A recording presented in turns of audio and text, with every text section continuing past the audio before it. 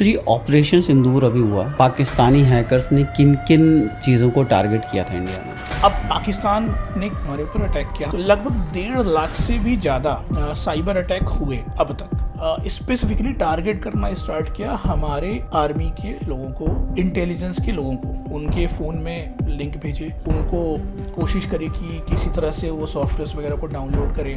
पाकिस्तान का कुछ ग्रुप है, उन्होंने गवर्नमेंट के कहने पर आर्मी इंडिविजुअल्स को टारगेट किया to gain some critical information. Technology बहुत इवॉल्व हुई, क्या हम इवॉल्व हुए? नहीं हुए, इसलिए साइबर अटैक्स बढ़े, स्कैम्स बढ़े। एक बहुत बड़ा रीज़न, बहुत बड़ा एरिया या बहुत सारे लोग रिस्क जोन में हैं। जब हम पॉर्न वेबसाइट एक्सप्लोर करते हैं, पॉर्न वेबसाइट पे आप बहुत ज़्यादा एडवर्टीजमेंट देखोगे। ये सारी जो वेबसाइट्स हैं ये फेक एड्स चलाती हैं। फेक एड्स चला के आपका इन्फॉर्मेशन कलेक्ट करती हैं, कोई ऐप से डाउनलोड करवाती हैं, आपके कार्ड्स की डिटेल लेंगी। एक तो ये अटैक हो गया। दूसरा आजकल जो बहुत बड़ा अटैक चल रहा है, that is browser in the browser attack. Google पे अभी रिसेंटली एक लॉ सूट फाइल हुई थी डेटा लीक को लेकर के, तो उनके पास तो हमारे हर चीज़ का एक्सेस है, आपके नाम से लेकर के आपकी कुंडली तक का एक्सेस है, क्या क्या आपके पेमेंट मोड्स हैं, इन सब चीज़ों को कहाँ तक हम प्रिवेंट कर सकते हैं? क्या हम सारे सिस्टम को यूज़ करना बंद कर दें? मोस्टली जो ये कंपनीज है ना, गूगल, फेसबुक, हमें किसी न किसी तरीके से इन पर डिपेंडेंट रहना होगा। बट आप देखोगे 90-95% केसेस में डेटा यहाँ से लीक नहीं होता है। डेटा लीक कहाँ से हो रहा है? हम सब डेटा लीक कर रहे हैं।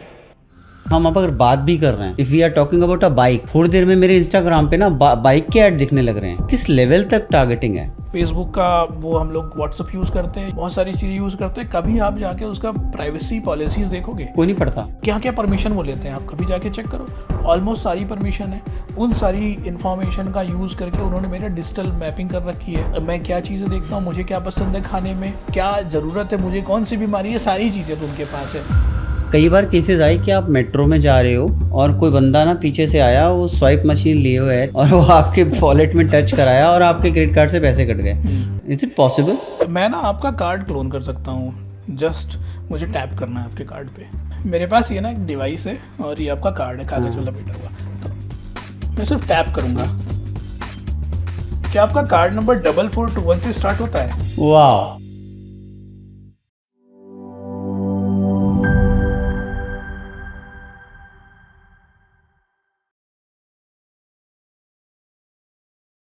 दोस्तों सोचिए, एक छोटा सा डिवाइस आपकी ज़िंदगी तबाह कर सकता है।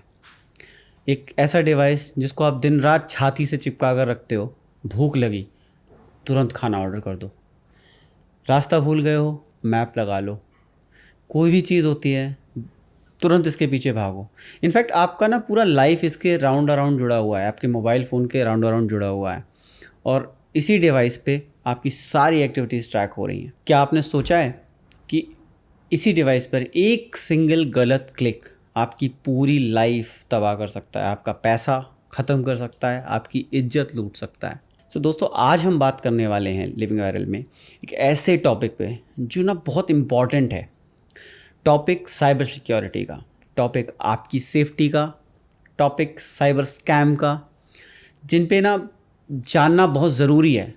किन किन चीज़ों से आपको खतरा है, किन किन चीज़ों से आपको बचकर रहना चाहिए। एक ऐसा मुद्दा जो अब उस फ़ोन तक सीमित नहीं रहा, ये आपके घर से मोहल्ले, मोहल्ले से ज़िले, ज़िले से देश और देश से विदेश तक की सिक्योरिटी तक पहुंच चुका है। 2024 में पूरी दुनिया में लगभग $9 ट्रिलियन खोए हैं साइबर सिक्योरिटी अटैक्स की वजह से। हमें पता भी नहीं चलता कब हम अपना पैसा खो देते हैं और उसके बाद हम रिग्रेट करते हैं। ये आज का टाइम है, एक ऐसा टाइम जहाँ पर जंगें जो हैं ये केवल बॉर्डर पे नहीं लड़ी जा रही हैं, ये अक्रॉस इंटरनेट लड़ी जा रही हैं। आपकी डिवाइसेस हैक हो रहे हैं, इवन सिक्योरिटी सिस्टम्स हैक हो रहे हैं। रीसेंट वॉर में हमने सुना पाकिस्तान ने काफ़ी प्रोपोगेंडा चलाया है कि उन्होंने इंडिया के सिस्टम्स को हैक कर लिया था, उन पर साइबर अटैक कर दिया था।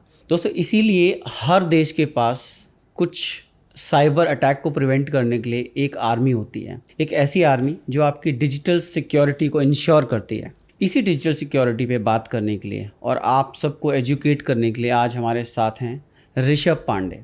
दोस्तों, ऋषभ पांडे एक रिनाउंड साइबर सिक्योरिटी स्पेशलिस्ट हैं, इलाहाबाद से आते हैं।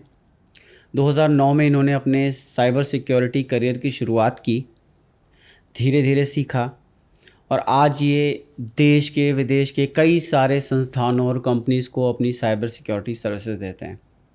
हमने आज ऋषभ को बुलाया ताकि हम आपको लिविंग वायरल के इस चैनल पे बहुत सारी एजुकेशन दे सकें, कैसे चीज़ों से बचना है, क्या क्या करना है और क्या क्या नहीं करना है, इन सब चीज़ों के बारे में बात कर सकते हैं। तो वेलकम करते हैं ऋषभ का। Rishabh, welcome to the podcast. Thank you Surendra bhai for having me here. और आपने बोला I am a cyber security expert, तो थोड़ा करेक्ट कर देता हूँ इस चीज़ को। I am not the expert, I am just the student. So I am learning cyber security since 2009 और 10, और फिर 2014 से I am working with corporates. So थोड़ा मैं अपने करियर के बारे में बता देता हूँ। जी बिल्कुल। कैसे मैंने ये जर्नी स्टार्ट की, कैसे मैं यहाँ तक आया, और what inspires me to do this podcast and other activities. तो जैसा हम सबका बचपन होता है ना, बहुत नॉर्मल सा बचपन होता है, एक क्यूरियस माइंड होता है, क्यूरियोसिटी होती है टेक्नोलॉजी को लेकर, गेम्स को लेकर। तो when I was in 10th और 9th, तो मेरी क्यूरियोसिटी थी हैकिंग को लेकर कि यार ये ना, हम लोग न्यूज़ पढ़ते थे, पेपर पढ़ते थे, वहाँ पे उस टाइम हैकिंग की न्यूज़ ऐसे आती थी, पेपर में आता था कि कोई वेबसाइट हैक हो गई है ना, या फिर कोई फ़ोन हैक हो गया, कुछ ऐसा आता था। फ़ोन तो खैर उस टाइम उतने एडवांस नहीं थे, आज से 15 साल पहले की हम बात कर रहे हैं। बट न्यूज़पेपर में हम पढ़ते थे कि अच्छा ये वेबसाइट हैक हो गई, ऐसा कोई हैकिंग अटेम्प्ट हुआ। तो वहाँ से मेरा इंटरेस्ट जागा कि यार ये हैकिंग क्या होती है, ये क्या चीज़ है, किस बला का नाम है हैकिंग। तो उस क्वेश्चन ने मेरे अंदर इतना ज़्यादा पोटेंशियल क्रिएट किया कि मैंने कहा नहीं, अब मुझे कुछ करना है तो मुझे साइबर सिक्योरिटी में करना है। खैर, जैसा हम सब जानते हैं, इनिशियल टाइम में बहुत कुछ पता नहीं होता, बट कोशिश करते हैं सीखने की। तो फिर मैंने कोशिश स्टार्ट की। आई थिंक उस टाइम सुरेंद्र भाई वो फ़ोन होता था 2G 3G वाले फ़ोन होते थे, है ना। तो इंटरनेट मिलना बड़ा मुश्किल हो जाता था, बट ठीक है, वो 2G या 3G फ़ोन कनेक्ट करके लैपटॉप से वो डेटा, चूँकि बहुत स्लो चलता था सिस्टम वगैरह, तो इमेज ऑफ करके ब्लॉग्स और ये सारी चीज़ें मैंने पढ़ना स्टार्ट किया। इमेज ऑफ इसलिए क्योंकि बहुत स्लो होता था। आजकल 4G 5G है तो आप वीडियोस भी देखते हो विदाउट बफरिंग, विदाउट एनीथिंग।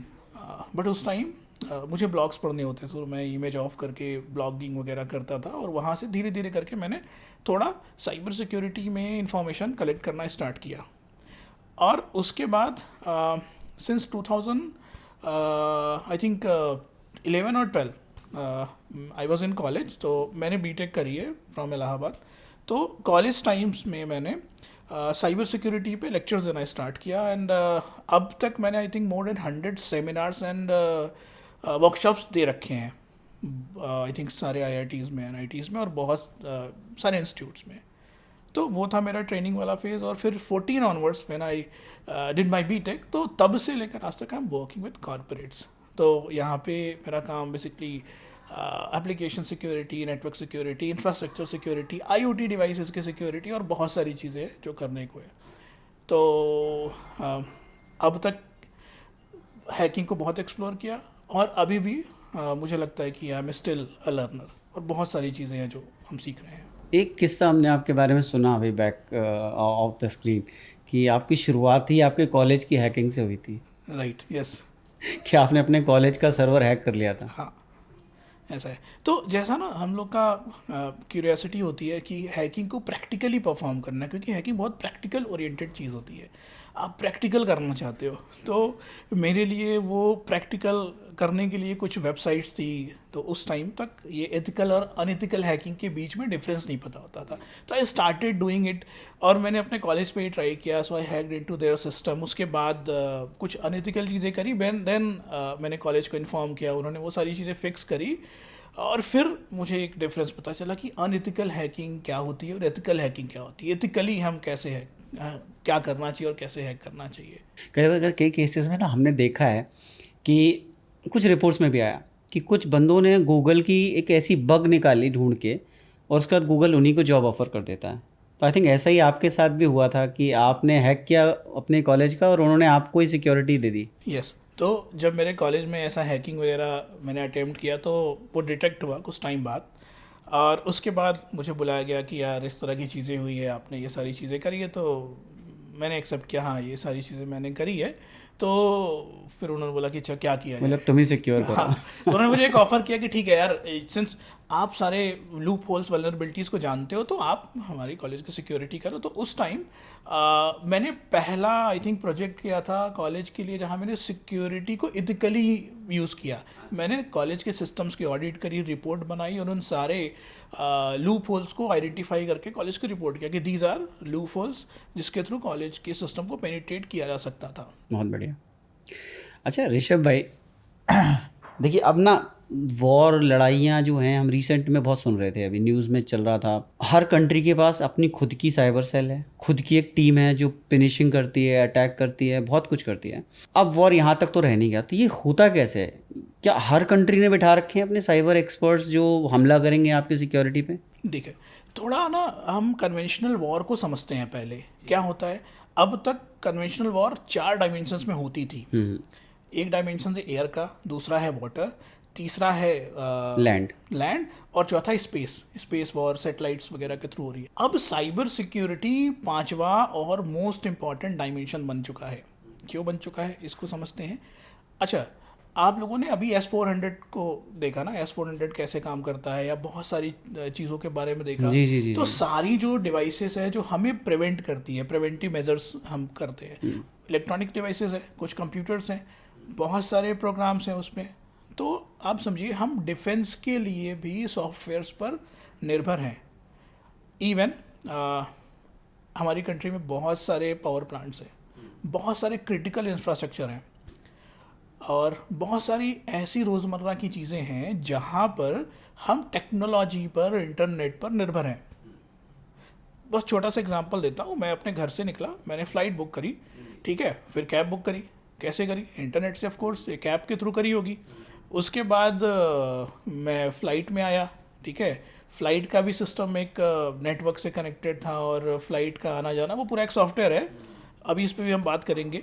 तो उसके बाद मैं फिर उतरा, मैंने होटल में चेक इन किया। तो जहाँ तक मैं देख पा रहा हूँ वहाँ सब जगह इंटरनेट का मकड़ जाल है। और सारी क्रिटिकल चीज़ें जिस पर मैं और आप अपनी लाइफ को चलाते हो, मतलब मोस्टली उन चीज़ों पर जिस पर हमारी लाइफ निर्भर है, वो इंटरनेट से चलती हैं जी, ठीक है।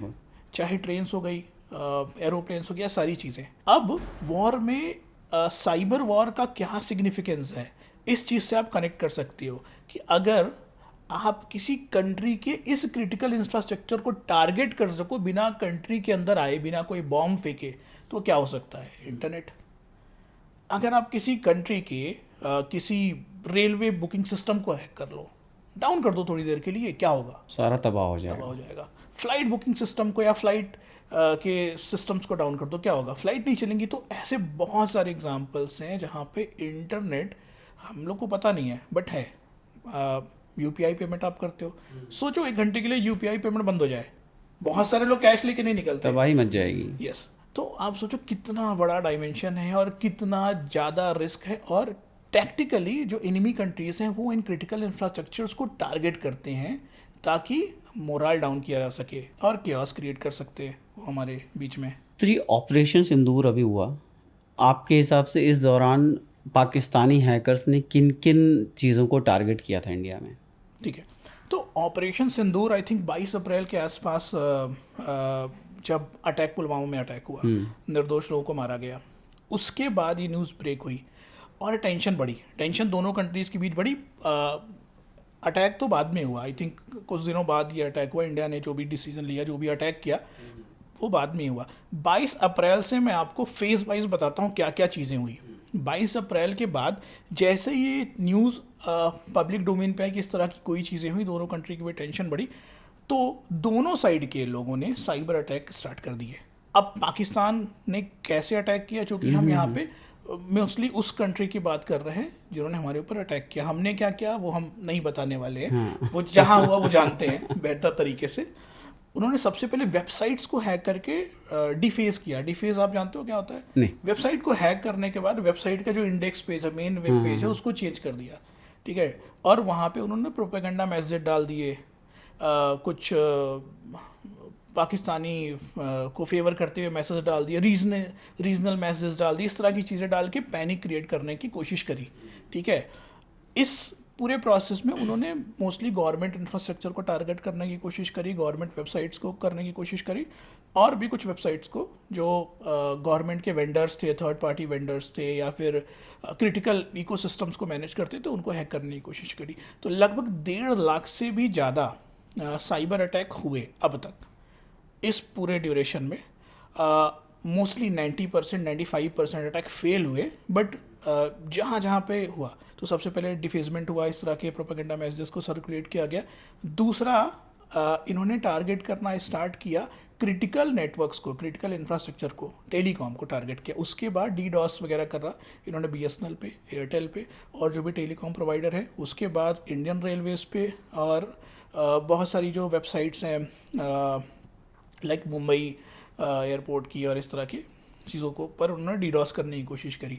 अब जब टेंशन और बढ़ने लगा तो थर्ड फेज़ में इन्होंने रैंसमवेयर अटैक्स को स्टार्ट करा।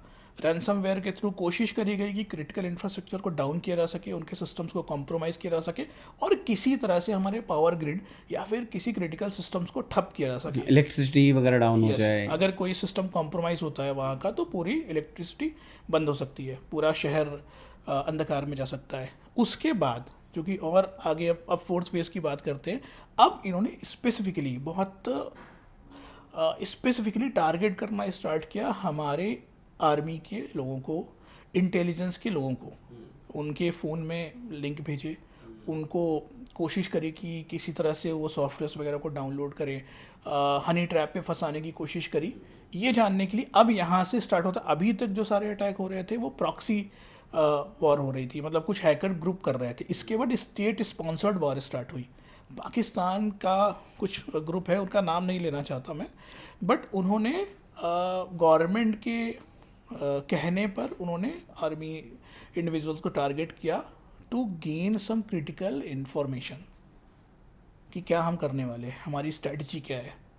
तो इसके लिए उन्होंने बहुत सारे रैट का यूज़ किया, फ़ोन को कॉम्प्रोमाइज़ करने के लिए, सिस्टम को कॉम्प्रोमाइज़ करने के लिए, और उसके बाद फिर ये सारी चीज़ें चलती रही। तो लगभग इस पूरी प्रक्रिया में 1.5 लाख के ऊपर अटैक हुए हैं, और मोस्टली 90-95% हमने डिसेबल कर दिए हैं। और जहाँ पर भी अटैक हुआ है वो ज़्यादातर बहुत छोटे मोटी वेबसाइट्स थी, तो कोई क्रिटिकल मेजर इम्पैक्ट नहीं हुआ इन सब कारणों से। तो जो हमारी आर्मी ऑफिशियल्स हैं, I think they must be trend कि हमें ऐसी किसी फिशिंग उस पर क्लिक नहीं करना है, वो नहीं करना है। तो ज़्यादातर तो ये अटैक अनसक्सेसफुल रहे, मोस्टली अनसक्सेसफुल रहा। तो ये जो ऋषभ भाई साइबर थ्रेट है, इसमें इनसाइडर थ्रेट का कितना रोल है? मतलब साइबर अटैक में आप देख रहे हैं इनसाइडर थ्रेट बहुत है, आप ही के लोग जा रहे हैं। अभी ज्योति मल्होत्रा का एक केस आया जिसमें वो पाकिस्तान जा रही थी, तो ये अभी से नहीं था, 2 साल पहले से चल रहा था आना जाना, और अब आप उसको आइडेंटिफाई कर पा रहे हो और अब उस पर जांच बिठा रहे हो, अब पकड़ के पूछ रहे हो कि आपने किया क्यों, गए क्यों। तो इनसाइडर थ्रेट साइबर सिक्योरिटी में या किसी भी सिक्योरिटी में सबसे बड़ा रिस्क है ना। आप अपने सॉफ्टवेयर को मजबूत कर सकते हो, अपने इकोसिस्टम को सही कर सकते हो, वल्नरेबिलिटीज़ को फिक्स कर सकते हो, बग्स को फिक्स कर सकते हो, बिल्कुल। बट ह्यूमन एरर का, ह्यूमन स्टूपिडिटी का कोई फिक्स नहीं है ना। तो यहाँ पर आता है ना इनसाइडर थ्रेट। अच्छा, ज्योति मल्होत्रा तो बस एक केस है जो अभी आइडेंटिफाई हुआ। मुझे लगता है बहुत सारे ऐसे केसेस होंगे। तो थोड़ा इस केस को थोड़ा हम लोग समझते हैं कि कैसे ये रिस्की है। तो चूँकि वो एक वीडियोस वगैरह थी, कंटेंट क्रिएटर थी, कुछ वीडियोस वगैरह बनाती थी, और उनका जो वीडियो कंटेंट था वो ट्रैवल ब्लॉगिंग के थ्रू था। अब वो उनका नेचर ऑफ बिजनेस उनको अलाउ करता है भारत की एसेंशियल एरियाज में घूमने ट्रैवल करने के लिए, वहाँ से ट्रैवल करके उन्होंने क्रिटिकल इमेजेस को निकाला, क्रिटिकल फोटोज़ बनाए, वीडियोस निकाले, जियो लोकेशन को वहाँ पे ऐड किया उन्होंने, ताकि वो आइडेंटिफाई कर सके कि कौन सी चीज़ें कहाँ पर है, और प्रॉपर उन्हें वो सारे वीडियोस अपने पाकिस्तान में स्थित दोस्तों को दिए। ये काफ़ी टाइम से चल रहा था। फिर उन्होंने प्रॉपर एक मैपिंग करी है, मैपिंग करके उन्होंने सारा स्ट्रेटजिक वॉर के लिए उन्होंने सब कुछ बना रखा है कि अच्छा यहाँ पे ये सारी चीज़ें हैं, यहाँ पे इंडिया का ये क्रिटिकल सिस्टम है। तो देखा जैसे ये वॉर स्टार्ट हुई, उन्होंने क्रिटिकल जगहों पे मिसाइल्स भेजना स्टार्ट किया। हमने लगभग सारी मिसाइल्स को ख़राब कर दिया, बट टारगेट किया। और ये सारी इन्फॉर्मेशन कौन देता है? ये एग्जैक्ट प्रीशियस GPS लोकेशन की, यहाँ पे कर सकते हैं, वहाँ पे कर सकते हैं। अगर आपको कहीं पर अटैक करना है तो कैसे कर सकते हैं, ये सारे लोग देते हैं इस तरह की इन्फॉर्मेशन, और उसके बिहाफ पे ये वहाँ पे इस रेकी के बिहाफ पे वो अपने आर्मी और अपने लोगों को ट्रेन करते हैं कि अगर आपको रिमोटली वॉर करना है या तो कैसे करना है, अगर जाके करना है तो इस तरह से ये सारी चीज़ें हैं। ज्योति मल्होत्रा के बाद ना भाई बहुत सारे केसेस आए हैं, अब तो गिनती नहीं है। And we have heard that concept of sleeper cells, कि उनका पता नहीं रहता है, वो आपके नॉर्मल रूटीन में काम कर रहे हैं, किसी ऑफिस में कोई जॉब कर रहा है, इवन प्रेसिडेंट हाउस तक में भी जॉब कर रहे हो सकते हैं, आपको पता नहीं कौन है। एंड वो यहाँ से इन्फॉर्मेशन आपकी जहाँ आर्मी के जो बेसिस हैं, नेसेसिटी इक्विपमेंट्स हैं जहाँ पे, वहाँ पे भी जॉब कर रहे होते हैं कई लोग, क्योंकि वो सालों से हैं, वो 20 सालों से हैं, तो वो भी तो इनसाइडर थ्रेट देते हैं शायद। तो इनसाइडेड थ्रेट ना ये छोटे मोटे लोग नहीं हैं जो वीडियो बना रहे हैं और इस तरह की चीज़ें कर रहे हैं। मैं कहानी बताता हूँ एक आईएफएस ऑफिसर की। अच्छा। माधुरी गुप्ता आप सर्च करोगे इंटरनेट पे तो आपको एक नाम मिलेगा। क्या हुआ, 2007 के आसपास हमारी रॉ को एक इन्फॉर्मेशन मिली कि कोई मोल है, कोई स्पाई है जो हमारी इन्फॉर्मेशन को आईएसआई को फॉरवर्ड कर रहा है, ठीक है, और वो इस्लामाबाद में कहीं है। उस समय माधुरी गुप्ता इस्लामाबाद में विदेश सचिव थी, आई थिंक भारत की तरफ से विदेश सचिव थे 2007 में। तो जब ये सारी चीज़ें पता चली तो भारत ने उनको एक फेक इन्फॉर्मेशन दी। वो फेक इन्फॉर्मेशन लेके उन्होंने आईएसआई को सप्लाई किया। फिर क्रॉस वैलिडेशन से पता चला कि यही है जो इन्फॉर्मेशन को लीक कर रही थी, मोल है। तो फिर 2010 में सार्क सम्मेलन वगैरह हो रहा था, तो माधुरी गुप्ता को इंडिया ने बुलाया कि आप आ जाओ यहाँ पे और सार्क सम्मेलन में आपको पार्टिसिपेट करना है, कॉमन इवेंट है। हाँ, कॉमन इवेंट है, आ जाओ। तो उनको कुछ पता नहीं लगा और इंडिया को पता चल गया था कि इस तरह की चीज़ें, हमारा एक मोल है जो वहाँ पे ऑपरेट कर रहा है उनके लिए। तो यहाँ पे बुलाया, उनको गिरफ्तार किया और आई थिंक आज तक अभी वो गिरफ्त में ही है।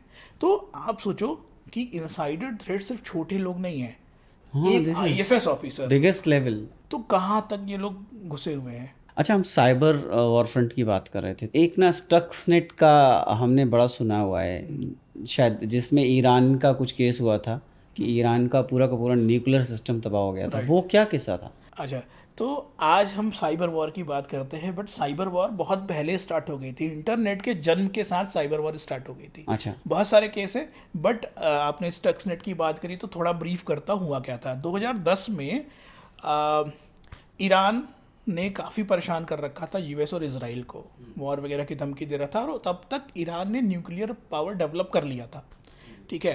तो इन सारी चीज़ों से परेशान होकर यूएस और इजराइल ने, चूँकि ये दोनों कंट्री भी मानते नहीं हैं, बट जिस तरह का अटैक था, आप भी कहोगे कि इजराइल ने ही किया था तो ये दोनों मानते नहीं हैं, बट जो हुआ वो मैं समझाता हूँ। जो भी एटॉमिक रिएक्टर्स के सिस्टम्स होते हैं वो एयर गैप्ड होते हैं। एयर गैप्ड का मतलब क्या होता है कि आप इंटरनेट से उसे एक्सेस नहीं कर सकते, उनके सारे जो सिस्टम होते हैं वो आइसोलेटेड होते हैं। एक्स्ट्रा नेट से या फिर बाहर वो जो एक्स्ट्रा नेट से उनका इंट्रानेट कनेक्टेड नहीं होता, एयर गैप्ड सिस्टम है। तो इजराइल ने एक इंसाइडर खोजा वहाँ पे, उस इंसाइडर ने एक छोटा सा सॉफ्टवेयर उनके इंटरनल सिस्टम में डाल दिया। वो वायरस क्या करता था, उन सिस्टम्स में उसे खोजता था जिस पर पीएलसी का सॉफ्टवेयर चलता था, ठीक है, और उन सॉफ्टवेयर्स को कॉम्प्रोमाइज़ करता था। खैर ये बहुत डीप टॉपिक है। हाँ, बहुत डीप टॉपिक है।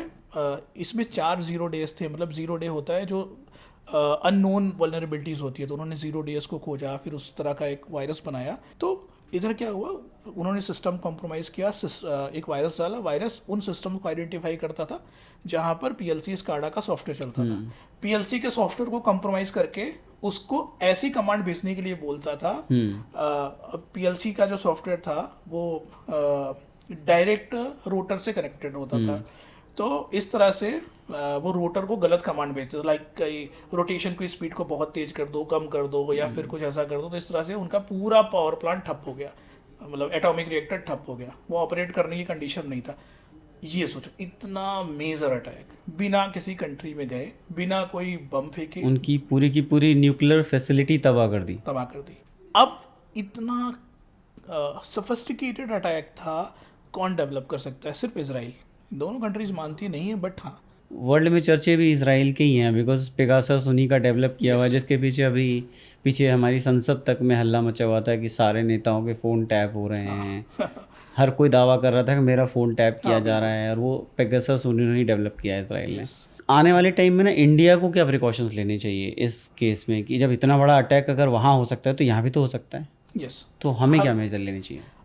इंडिया एक्चुअली काम कर रहा है, आज से नहीं, हम काफ़ी टाइम से, आपने देखा इतने सारे साइबर अटेम्प्ट हुए, 1.5 लाख से ज़्यादा, है ना, कुछ नहीं हुआ। आपने कुछ सुना कि कहीं कोई मेजर क्रिटिकल फेलियर हुआ, कोई मेजर बहुत सारे अटैक हुए, कहीं आपकी फ़्लाइट डिले हुई या कुछ ऐसा हो? कुछ भी नहीं, क्योंकि हम साइबर फ्रंट पे बहुत ज़्यादा काम कर चुके हैं और गवर्नमेंट ने बहुत सारे इनिशिएटिव्स लिए हैं इनसे प्रिवेंट करने के लिए। बहुत सारी विंग्स बनी है जिस पर गवर्नमेंट फंड भी कर रही है, बट आई थिंक आने वाले समय में थोड़ा और फंडिंग की ज़रूरत है गवर्नमेंट को, इस सेक्टर में थोड़ा और डालने की ज़रूरत है।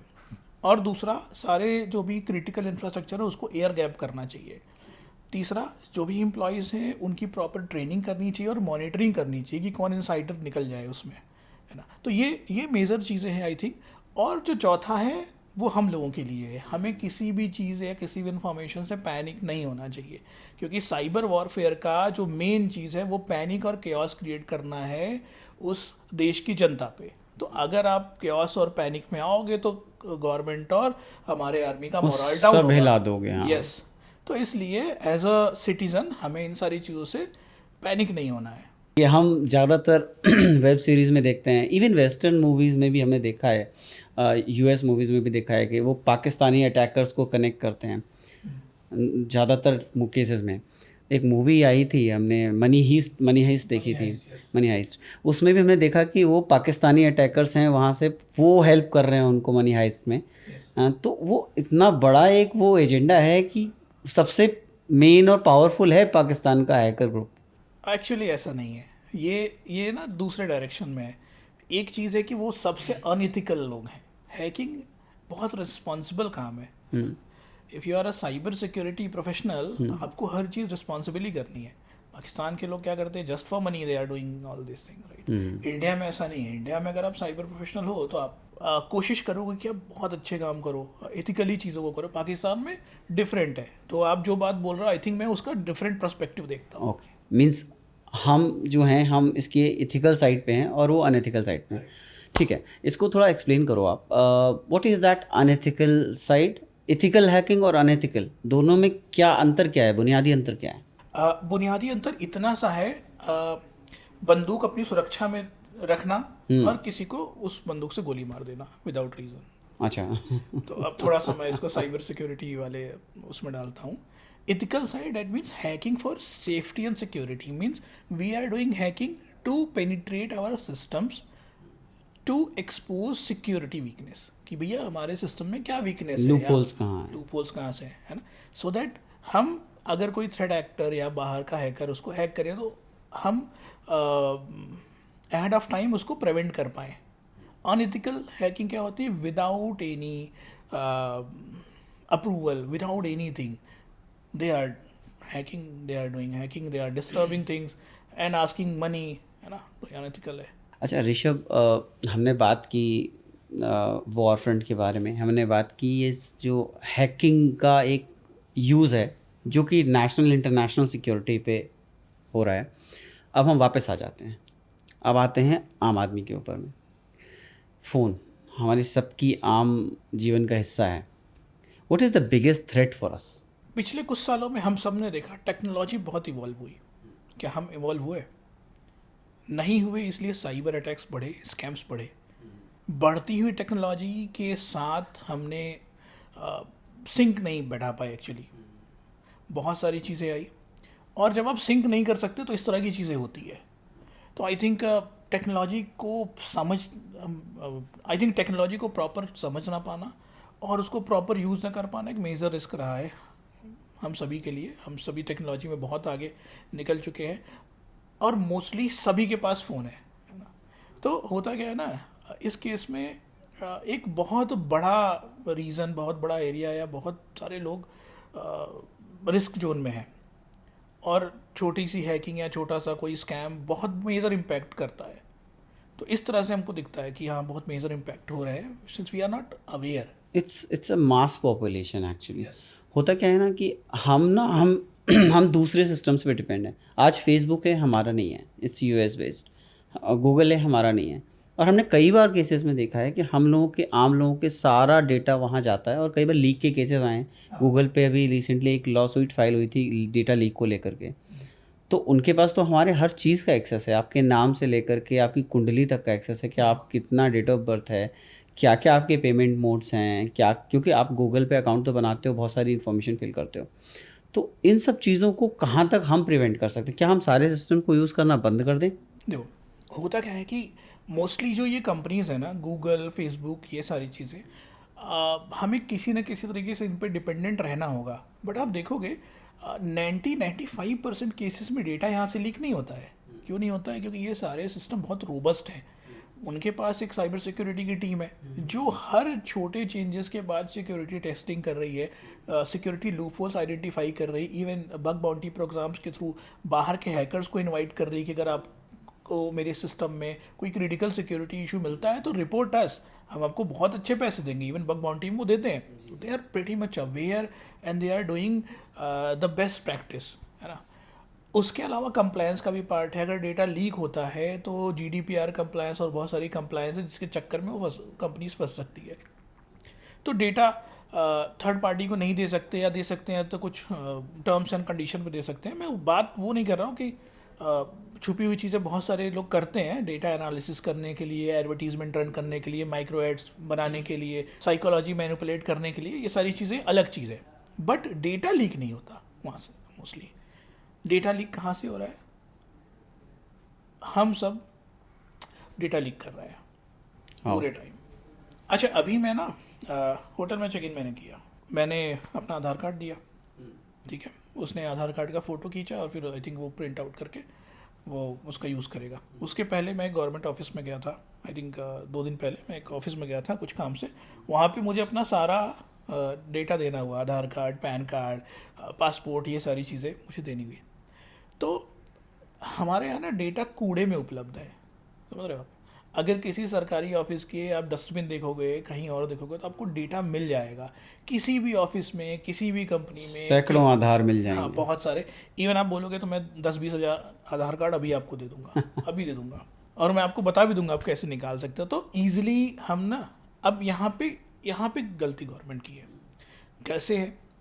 आपने आधार कार्ड को बहुत पावरफुल बना दिया, सारी चीज़ें कर दी, बट अब आप उसको कोई अल्टरनेटिव वे नहीं है। एज अ सिटीजन मुझे हर जगह वो प्रेजेंट करना देना है, ही देना है। देना ही देना है।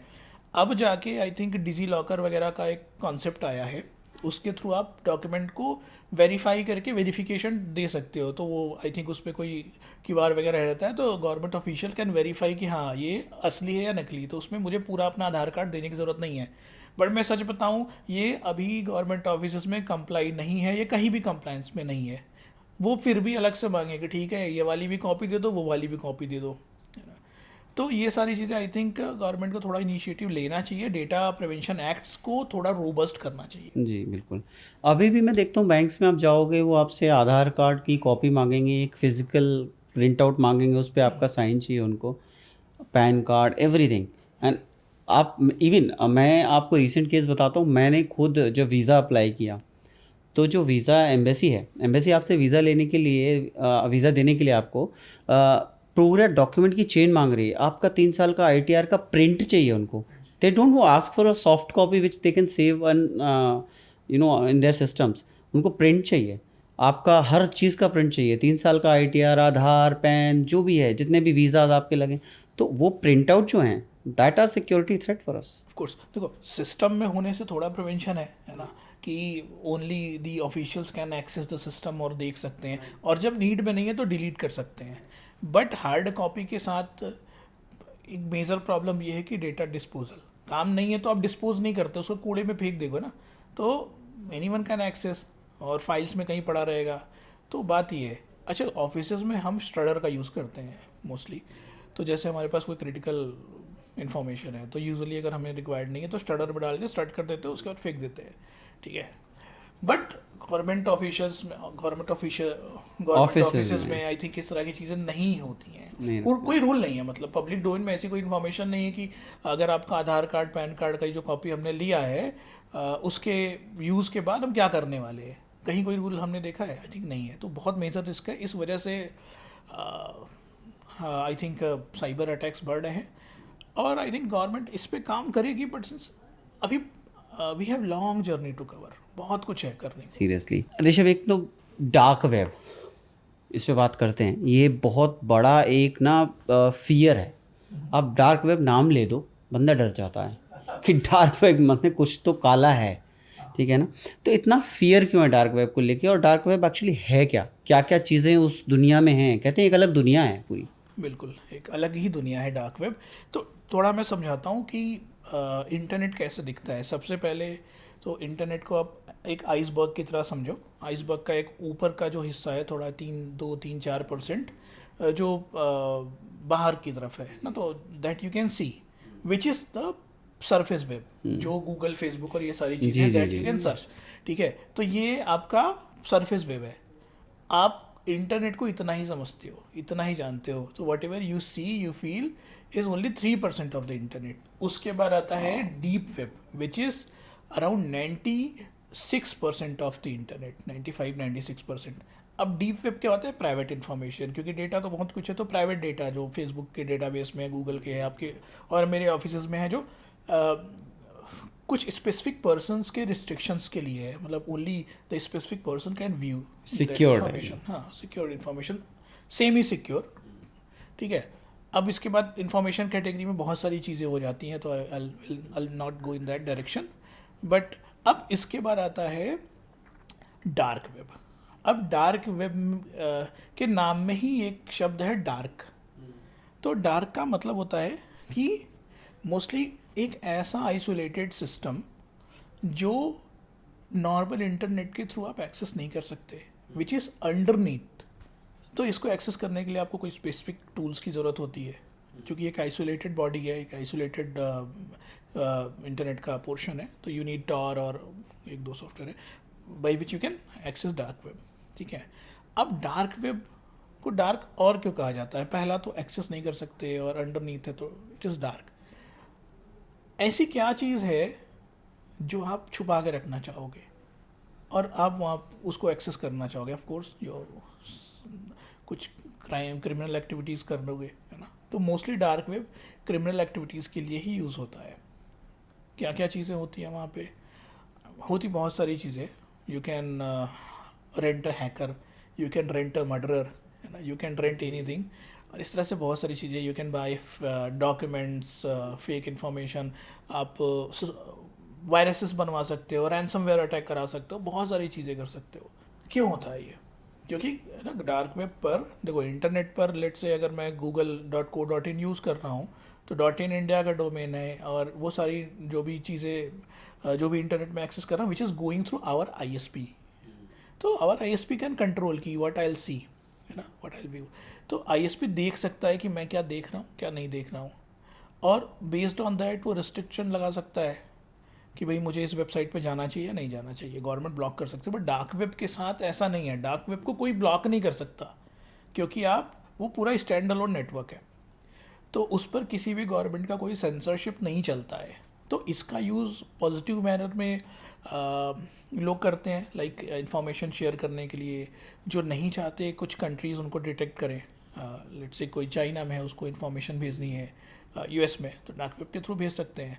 लेट्स से मैं और आप कोई बहुत क्रिटिकल इन्फॉर्मेशन पे काम कर रहे हैं और वी डोंट वांट कि हम दोनों के बीच कोई कनेक्शन है, तो डार्क वेब के थ्रू कोई चैट सर्वर बना के या कुछ ऐसी चीज़ें करके कर सकते हैं, सो दैट ISP को भी पता नहीं चलेगा कि कौन दो लोग कनेक्ट कर रहे हैं, है ना, और इन्फॉर्मेशन भेज रहे हैं। तो पॉजिटिव यूज़ भी है, बट मोस्टली नेगेटिव यूज़ है इसका, इसलिए डार्क वेब है। हमने जैसा यहाँ तक सुना है ना कि डार्क वेब ना अंधा कुआं है। एक बार आप घुस गए तो उसमें आपके साथ बुरा भी बहुत हो सकता है। If you are in a bad space, गलती से अगर आप डार्क वेब में गए हैं और आपने कहीं गलत स्पेस में घुस गए हैं, कोई गलत वेबसाइट खोल दी है, तो उल्टा आपके ऊपर पड़ जाएगा और आप शायद कॉम्प्रोमाइज़ हो जाएंगे उस स्टेट में कि आप फिर बचने के लिए तरीका नहीं है। देखो, अभी हमने इंटरनेट की बात की थोड़ी देर पहले, और हमने देखा कि इंडिया कितने बड़े रिस्क जोन में है साइबर अटैक्स और स्कैम में, ठीक है। तो इसका मतलब आप जान सकते हो कि we don't know how to use internet, है ना, we don't know how to operate mobile phone. हमारे पास सबसे पावरफुल डिवाइस है, और बड़े मतलब बहुत, मैं आपको बताऊंगा, बहुत इंटेलिजेंट लोग भी है ना, साइबर क्रिमिनल्स के ट्रैप में फंस जाते हैं।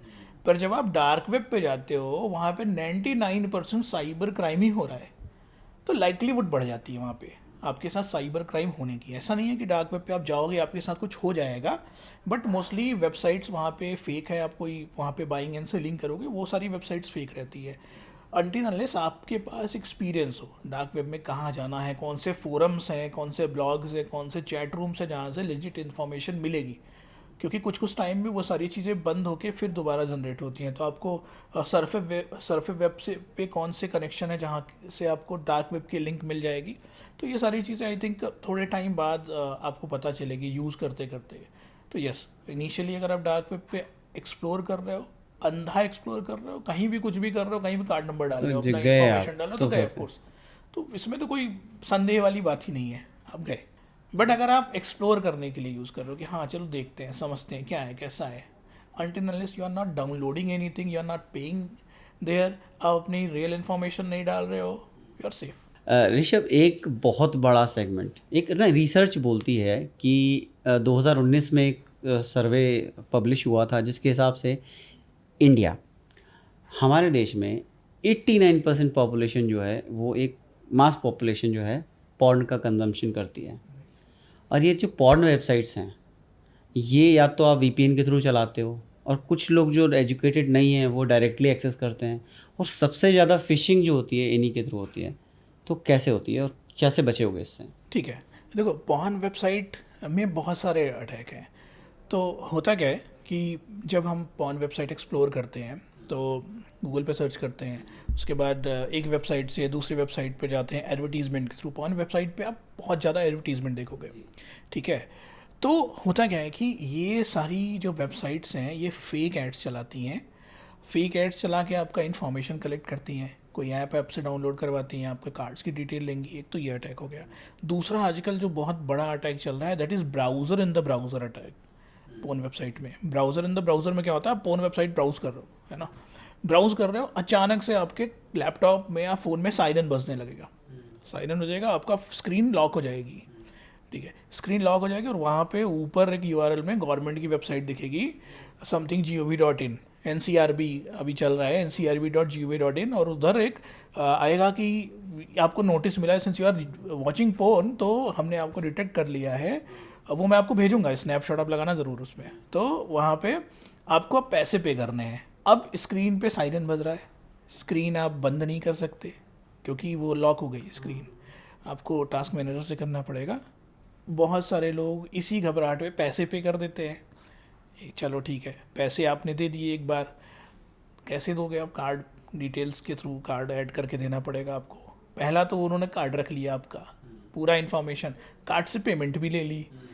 उसके बाद अब आपको के साथ दूसरा गेम करेंगे। ये सारी करने के बाद फिर कुछ दिन बाद आप ईमेल आईडी वगैरह के थ्रू कहीं से आपसे फिर कम्युनिकेट करेंगे कि भैया ये आपका वीडियो है, फ़ोटो है हमारे पास, या आपकी इन्फॉर्मेशन है हमारे पास, क्योंकि आपने उनकी वेबसाइट विजिट करी होगी तो आपका फ़ोन की डिटेल होगी उनके पास जो कि ब्राउज़र के थ्रू जाती है, या फिर आईपी होगी, बहुत सारी इन्फॉर्मेशन हो सकती है, या हो सकता है आपने फ़ोन नंबर, मेल आईडी वगैरह डाला हो पेमेंट करने के टाइम, तो फिर आपसे फिर एक्सटॉर्शन करेंगे, या आपकी सारी इन्फॉर्मेशन है हमारे पास, अब आप और पैसे दो हमें। फिर वो एक पूरा लूप चलता है एक्चुअली। कई केसेस में आई थिंक ब्राउज़र को गैलरी का एक्सेस भी दे रखते हैं हम, तो आपकी प्राइवेट फ़ोटोज़ भी चली जाती हैं, प्राइवेट फ़ोटोज़ भी कॉम्प्रोमाइज़ हो जाती हैं। डायरेक्टली ऐसा नहीं होता है, डायरेक्टली ब्राउज़र से के थ्रू एक्सेस कर पाना नहीं पॉसिबल है, बट मेन चीज़ ये है ना, ऐप्स के थ्रू करते हैं। तो एक स्कैम मैं और बताता हूँ, जो ऐप्स के थ्रू परमिशन देने की वजह से बहुत सारे लोग फंसे हैं। एक आजकल चाइनीज़ लोन स्कैम हम लोग सुन रहे हैं, चाइनीज़ लोन ऐप है, तो आप गूगल वगैरह पे जब अच्छा ये ना यूथ जो बच्चे हैं, आई थिंक 12-15 साल, 20 साल, 22 साल, 25 साल, ये जो एक एज ग्रुप है, ये लोग क्या करते हैं, पैसे की ज़रूरत तो गूगल पे सर्च किया लोन की रिक्वायरमेंट, तो बैंक तो लोन देगी नहीं, आपके पास कोई क्रेडिट स्कोर है नहीं, रिकॉर्ड नहीं है, तो ये सारे ऐप्स आ जाते हैं। अच्छा ये ऐप प्ले लिस्ट पर गूगल के जो गूगल का ऐप स्टोर है वहाँ पे भी है, इवन ये ऐप आईफोन के ऐप स्टोर में भी है। तो वो आपसे संपर्क करेंगे कि अच्छा ठीक है लोन चाहिए तो आप ये ऐप डाउनलोड करो और कुछ इन्फॉर्मेशन हमें चाहिए, लाइक आपका नेम, आपका मिडिल नेम, आपका पैन कार्ड, आधार कार्ड नंबर। तो ऐप डाउनलोड करो और वहाँ पे सारी इन्फॉर्मेशन आप दे दो। तो ऐप डाउनलोड करते हो, ऐप जब डाउनलोड करते हो इन्फॉर्मेशन देने के लिए आप अपलोड करते हो इन्फॉर्मेशन, राइट। तो गैलरी का एक्सेस आपने दे दिया, अब आपको लोन मिल जाएगा। आपने वो एप्लीकेशन इंस्टॉल करके रखी है, तो थ्रू आउट टाइम वो जो एप्लीकेशन है वो आपकी गैलरी से धीरे धीरे आपका डेटा चोरी करेगी। आपका जब मन करेगा उनका वो कैमरा इनेबल कर लेगी, माइक इनेबल कर लेगी, और आपकी पर्सनल फ़ोटोज़ होंगी तो नहीं होंगी तो आपकी जो भी फ़ोटोज़ है उनको ले जाकर वो डीप फेक बनाएंगे। उसके बाद कुछ टाइम बाद फिर आपसे संपर्क करेंगे कि ये आपका पूरी फ़ोटोज़ है हमारे पास, आपके कॉन्टैक्ट डिटेल्स हैं, आपकी ये वीडियोज़ हैं। ऑफकोर्स डीप फेक वीडियोज़ होती है, बट लोगों को डर लगता है कि अरे मेरे कॉन्टैक्ट्स में भेज देगा तो क्या होगा। हाँ तो बिल्कुल। Then they start paying that guy, है ना। और मेरे पास ऐसे लोग आते हैं वो सुसाइड करने की कंडीशन में होते हैं कि अगर आपने हेल्प नहीं करी तो हम सुसाइड कर लें, क्योंकि इतना एक्सटॉर्शन किया जाता है उनके साथ, क्योंकि वो दे आर पेइंग। तो हर 10 दिन 15 दिन बाद दैट गाय कम्स अप कि आप पैसे दो मुझे, फिर दोबारा दो, फिर आप देते हो, फिर यही होता है। तो एक पूरा लूप में वो लोग फंस चुके होते हैं। तो मैं पर्सनली रिक्वेस्ट करूँगा यूथ से कि इस तरह की चीज़ों से बचो। कोई भी ये क्विक लोन ऐप और इस तरह की चीज़ें आपका डेटा लेती हैं तो बाद में इसका यूज़ करके एक्सटॉर्शन किया जा सकता है। Until they are government certified और समथिंग। हाँ। बीच में ना एक ट्रेंड चला था, गिबली का ट्रेंड चला था।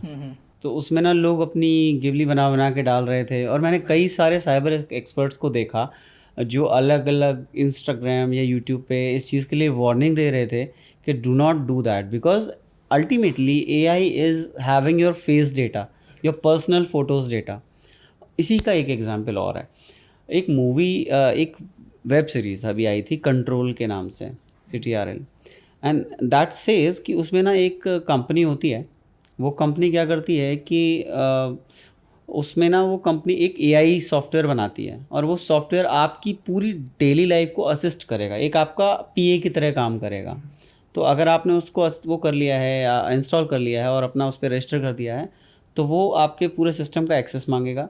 उसके बाद वो आपको दिन भर का आपका स्केड्यूल बना के देगा कि आपको क्या क्या करना है, कितने बजे यहाँ जाना है, कितने बजे कहाँ जाना है, रिमाइंडर देगा और हर चीज़ करेगा। बाद में धीरे धीरे पता चलता है कि उसने आपकी पूरी लाइफ कंट्रोल कर ली है।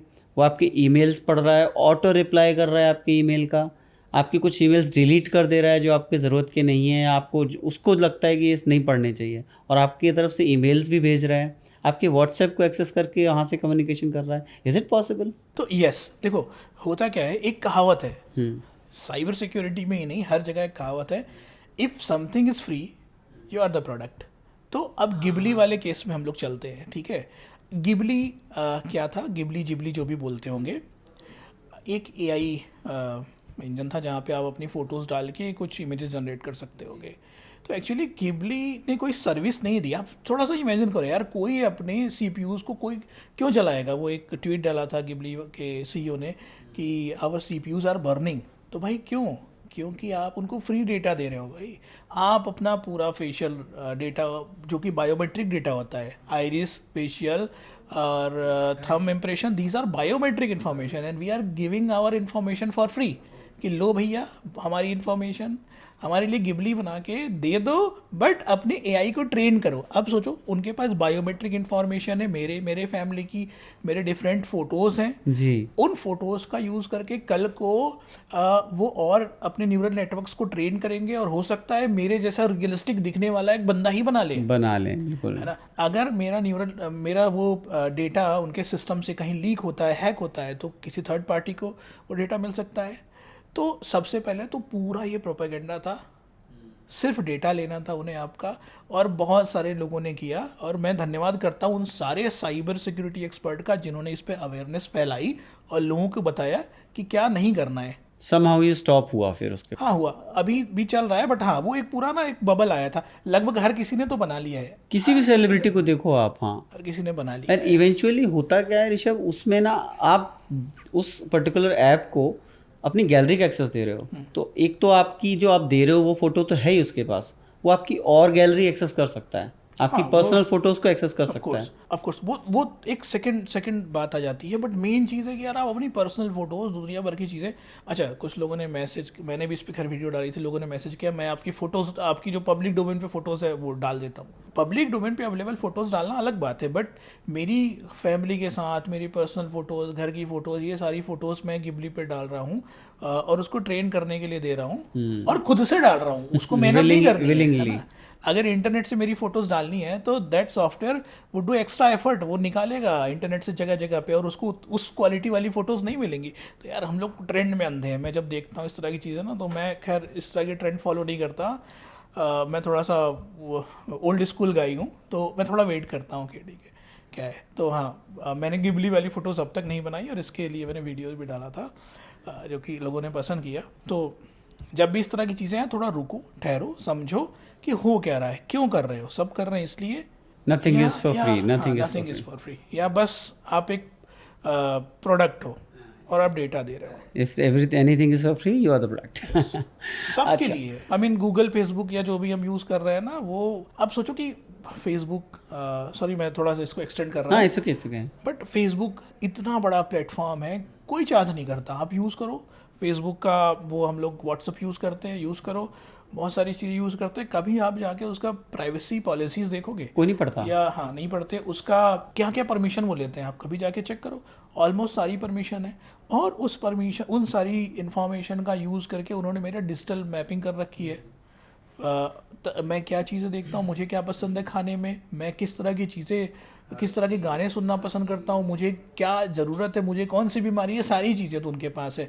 अब कल को उन्हें कोई प्रोडक्ट बनाना है, कोई भी कंपनी आएगी थर्ड पार्टी की, भाई मुझे ना कोई इंडिया के लिए प्रोडक्ट बनाना है, तुम बताओ इन लोगों को कौन सी बीमारी है। अब वो उनसे $1 बिलियन में चार्ज करें कि मैं तुम्हें स्पेसिफिक डेटा दूंगा, कहाँ कहाँ का डेटा, किसको क्या दिक्कत है, समझ रहे हो। तो अब सोचो कि वो हमने अपना डेटा दे के उन्हें कितना इनेबल कर दिया है। ये एक और बात है। अब चलता हूँ, इसको थोड़ा सा एक्सटेंड करता हूँ और आगे चलता हूँ, क्योंकि बहुत अच्छा टॉपिक है। इलेक्शन मैनिपुलेट होते हैं भाई, इससे इलेक्शन मैनिपुलेट होते हैं। ब्रिटेन का इलेक्शन मैनिपुलेट हुआ, और एक दो इलेक्शन और मैनिपुलेट हुए। इंडिया के इलेक्शंस को भी कहा जाता है कि मैनिपुलेट किया गया माइक्रो एड चला के। तो हाँ, मैं इंडिया की बात नहीं करूँगा कि किया गया है नहीं, बट हाँ, ब्रिटेन वगैरह में ये तो बोला गया है कि कैम्ब्रिज एनालिटिका करके कंपनी थी, उन्होंने यूज़र्स के डेटा को कलेक्ट किया, डेटा को कलेक्ट करके उनके बिहेवियरल एनालिसिस करी, उस एनालिसिस के बिहाफ पर माइक्रो एड चलाए, और एड्स काफ़ी लंबे टाइम तक चलाया गया, जिससे ह्यूमन साइकोलॉजी को मैनिपुलेट किया जा सके। सिर्फ ऐड ही नहीं चले, ऐड वो नहीं होता जिसमें दिख रहा होता है कि एडवर्टीजमेंट। लेट्स से मैं लेफ्ट विंग को सपोर्ट करता हूँ, आप धीरे धीरे मुझे राइट विंग की चीज़ें दिखा रहे हो विदाउट ऐड, मतलब मेरी फीड में आ रही है ना, तो धीरे धीरे मेरी साइकोलॉजी नैरेटिव बदलता नैरेटिव सेट होगा, है ना। तो उसके बाद अगर मैं उसको लोगों को शेयर करने लगूंगा, तो आप लोग हाँ हमने कन्वर्ट किया है। तो इस तरह से आपकी साइकोलॉजी को कन्वर्ट कर सकते हैं। ब्रेन जैकिंग है ये सीधे। हाँ, पूरा का पूरा ब्रेन हाईजैक हो गया आपका। बिल्कुल। अच्छा, इसी में ना आप देखो ना कि अभी ना ऐसा एरा आ गया है ऋषभ, जहाँ पे हम अब अगर बात भी कर रहे हैं, if we are talking about a bike, थोड़ी देर में मेरे इंस्टाग्राम पे ना बाइक के ऐड दिखने लग रहे हैं। आप अगर किसी प्रोडक्ट की बात करो कि I need a hair oil, मेरे को ना बालों में प्रॉब्लम हो रही है, एंड थोड़ी देर बाद मुझे वो हेयर ऑयल के ऐड दिखने लगे। किस लेवल तक टारगेटिंग है? यस, इसी की, यही तो मैं कह रहा हूँ ना कि हम प्रोडक्ट है उनके लिए। जो मैं बात कर रहा हूँ, जो सारी चीज़ें कर रहा हूँ, ये अभी एक केस मैं बताता हूँ। आई थिंक अभी जो क्रोम ब्राउज़र है वो गूगल का ब्राउज़र है, ठीक है। अब चूंकि ब्राउज़र गूगल का है, तो हम कल को गूगल अकाउंट के अलावा कुछ और गूगल अकाउंट के अलावा फेसबुक, याहू या किसी और मेल आईडी यूज़ करने लगे, कोई सर्च इंजन और यूज़ करने लगे, तब भी क्रोम के पास इन्फॉर्मेशन होगी। तो सोचो एक कंपनी के पास कितनी सारी इन्फॉर्मेशन, मैसिव डेटा। और डेटा ही नहीं, मतलब मुझे तो लगता है कि इन कंपनीज़ को हर किसी के बारे में हर चीज़ पता होगी, जितनी उनके बहुत क्लोज लोगों को नहीं पता, घर वालों को भी नहीं पता है। तो ऋषभ एक चीज़ बताओ यार, साइबर सिक्योरिटी एक्सपर्ट के तौर पे आप ही बताइए, इंडिया अपना खुद का क्यों नहीं डेवलप करता है? जैसे रशिया में है, उनका येंडेक्स चल रहा है, चाइना बिंग चला रहा है, और उनके यहाँ अलाउड ही नहीं है YouTube. You can not open YouTube, you can not use Chrome. Why don't India implement such policies and make some browser और समथिंग कि हमारा यही यूज़ करना है इंडिया में? आप क्या गारंटी दे सकते हो कि इंडियन वेबसाइट्स या एप्लीकेशन सिक्योर होंगी। यहाँ प्रॉब्लम ये नहीं कि कौन ओन करता है इस चीज़ को, प्रॉब्लम ये है कि कौन कंट्रोल करता है। ठीक है, अगर इंडियन यूज़र्स का डेटा है तो इंडिया को ओन करना चाहिए, उस डेटा को कंट्रोल करना चाहिए। ठीक है, इंडिया का डेटा है, सिर्फ इंडिया जो आप डेटा इंडिया का वो इंडियन सर्वर्स पे रहेगा, सर्वर्स पे रहेगा, यहीं पे रहेगा, आप ले नहीं जा सकते। अगर आपको ले जाना है, यूज़ करना है, तो एज अ कंट्री आपको हमसे परमिशन लेनी पड़ेगी, है ना। Is it happening? No, not at all, ऐसा कुछ है नहीं अभी। अभी तो हम as a individual explicit permission दे देते हैं कि भैया हाँ ठीक है, हमने ऐप में लॉगिन किया, इसका मतलब हमने परमिशन दे दी, TNC ओके किया, डन ब्रो, टाइम नहीं है पढ़ने का ऑफ कोर्स। और अगर पढ़ने लगोगे तो आई होप कोई रजिस्टर नहीं करेगा, which is also not a solution. तो आपको उसके थ्रू जाना है ना, आँख पे तो चलना ही है, बट पैर को जलने से भी बचाना है तो कैसे करेंगे? आई थिंक आने वाले समय में इन सारी चीज़ों पर होगा। यूरोप ने रूल लाया है, लाइक एक राइट टू बी फॉरगेटन का एक रूल है। जैसे मैंने कहीं पे भी कोई इन्फॉर्मेशन दी किसी कंट्री को, सॉरी किसी कंपनी को दी, लेट्स से लोन के लिए या किसी भी काम के लिए दी, तो मैं उनको रिक्वेस्ट कर सकता हूँ कि भैया आप मेरा डेटा डिलीट कर दो, अब मत रखो, डिलीट करना पड़ेगा नहीं तो फाइन लग जाएगा। यूरोप में एक और रूल है, अगर किसी कंपनी का डेटाबेस हैक होता है और वहाँ से यूज़र्स के डेटा लीक होते हैं तो 72 आवर्स में उनको इन्फॉर्म करना पड़ेगा कि डेटा लीक हुआ है। अगर नहीं करते तो बहुत बड़ा फ़ाइन, आई थिंक $20 मिलियन का फ़ाइन लगेगा, या 4% ऑफ देयर रेवेन्यू। बड़ी कंपनीज के लिए बहुत बड़ा है। तो बाकी यूरोप वगैरह में लॉ है, आई थिंक इंडिया को भी लॉ एंड रेगुलेशंस वाली चीज़ों में लॉ पर बहुत काम करना पड़ेगा और फोर्स करना पड़ेगा इन सारी कंपनीज़ को कि लॉ को एडयर करें, फॉलो करें। और हमारे जो लोग हैं, सिटीजन्स हैं, उनका डेटा आप डील कर रहे हो तो इस लॉ को फॉलो करना पड़ेगा। और आई थिंक हम लोग सबसे ज़्यादा यूज़ करने वाले लोग हैं इन सारे एप्लीकेशन को। हाँ, बिकॉज तो हम कह सकते हैं the population is biggest like in the world. अच्छा, how easy to hack an email, या फिर किसी मोबाइल नंबर को हैक करना या किसी की एक ईमेल को हैक करना कितना ईजी है आज के टाइम में? देखो जब हम हैक की बात करते हैं तो क्या कहते हैं, हैक का एक मतलब है कि हम किसी सिक्योरिटी वल्नरेबिलिटी को एक्सप्लॉइट करके किसी चीज़ को एक्सेस कर सकते हैं। तो ईमेल वगैरह के केस में बहुत मुश्किल है उस चीज़ को कर पाना, क्योंकि वो $1 मिलियन का एक्सप्लॉइट है, अगर आपके पास ऐसा कुछ है। तो यूजुअली हैकिंग जो होती है, अब मैं दूसरे रेफरेंस में समझता हूँ। अब जब हम हैकिंग की बात करें तो हम बोल रहे हैं कि यूज़र की गलती के थ्रू कैसे हैक किया जा सकता है। तो एक चीज़ है कि ऐप डाउनलोड करा के, फिशिंग करवा के, OTP लेके, सोशल इंजीनियरिंग एक बहुत बड़ा रोल प्ले करता है इन सारी चीज़ों में। तो मोस्टली सर्वर्स, एप्लीकेशंस, ऐप्स, जो भी सारी चीज़ें हैं वो काफ़ी रोबस्ट हैं सिक्योरिटी के मामले में, अनटिल अनलेस आपने कोई थर्ड पार्टी फालतू की ऐप नहीं डाउनलोड की होगी। सबसे जो मेजर गलती है वो हमारी है, हम परमिशन देते हैं, हम थर्ड पार्टी ऐप्स डाउनलोड करते हैं और हम ही फिशिंग लिंक पर क्लिक करके इन्फॉर्मेशन देते हैं, हम ही फेक पेमेंट कर देते हैं। तो सारी गलती हमारी है। आपका नंबर उसका क्लोन बन जाता है, मतलब आपको पता नहीं है और आपका नंबर एक और जगह चल रहा है। Is this possible? हाँ, हो सकता है, सिम स्वाइप कर सकते हैं। सिम स्वैप जो होता है, हाँ, वो बहुत इजी है, मतलब सिर्फ एक लिंक भेजकर मैं आपका सिम स्वाइप कर सकता हूँ, तो कॉल फिर- फॉरवर्ड कर सकता हूँ, सिंपल। वाह, तो इससे कैसे बचेगा बंदा? अवेयरनेस, सिंपल अवेयरनेस, वही मैं कह रहा हूँ, टेक्नोलॉजी को के साथ आपको स्मार्ट बनना पड़ेगा। You are using a smartphone man and you are not smart enough. तो हमें ट्रेन होना पड़ेगा, जानना पड़ेगा हम क्या कर रहे हैं, क्या नहीं कर रहे हैं, ये सारी चीज़ें क्यों हैं, है ना। आस्क बिफोर यू क्लिक, कि समझो, सोचो, रुको, क्यों क्लिक करना है, क्या है, क्यों पूछ रहा है। पैनिक में कुछ नहीं करना है। और हमारी पैनिक की वजह से, पैनिक इमोशंस की वजह से या इस तरह की चीज़ों की वजह से ही अटैक होते हैं। I can relate that because I lot many cases, मैंने बहुत सारे ऐसे केसेस सुने जहाँ लोग साइबर कैफ़े में गए और अपनी ईमेल को लॉगिन छोड़ दिया और फिर उसके बाद वो हैक हो गई। हाँ, वो तो फिर आपने लॉगिन कर रखा है, वो सेव हो रखा होगा वहाँ पे, या की लॉगर्स होंगे। साइबर कैफ़े वगैरह वाले में तो बहुत इजी है, कोई भी आदमी आके, कोई भी पर्सन आके उसमें कोई थर्ड पार्टी सॉफ्टवेयर इंस्टॉल कर सकता है, कोई भी रैट इंस्टॉल कर सकता है, की लॉगर इंस्टॉल कर सकता है। So whatever you are typing there, दूसरा आदमी देख सकता है ना। तो अगर आपने लॉगिन कर रखा है तब भी ठीक है, नहीं कर रखा है तब भी वो कहीं ना कहीं स्टोर हो रहा होगा। तो इसलिए अगर आपको सेंसिटिव डेटा अपना यूज़ करना है, एप्लीकेशन करना है, तो अपने ही फ़ोन और अपने लैपटॉप में लॉगिन करो, कहीं किसी के भी सिस्टम में लॉगिन नहीं करना चाहिए। हम जब भी कहीं गए हैं आज तक, या जो भी चाहते हैं यूज़र चाहते हैं, तो फ्लाइट में ना सबसे पहली चीज़ आपसे कहते हैं फ्लाइट मोड पे डाल दो अपने फ़ोन को। ये क्यों करते हैं? देखो होता क्या है ना, जो इसका साइबर सिक्योरिटी के साथ कोई डायरेक्ट कनेक्शन है नहीं। इसका पूरा जो इशू है जो इलेक्ट्रोमैग्नेटिक इंटरफेरेंस की वजह से है।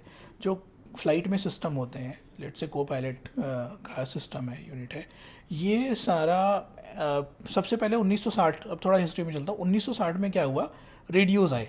रेडियोज़ फ्लाइट में होने की वजह से फ्लाइट डिस्टर्ब हुई, उनके सिस्टम में फेल्योर हुआ। एक केस ऐसा है कि एक सिर्फ डीवीडी प्लेयर की वजह से एक फ़्लाइट के नेविगेशन सिस्टम में 30 डिग्री का डिफरेंस देखा गया, है ना।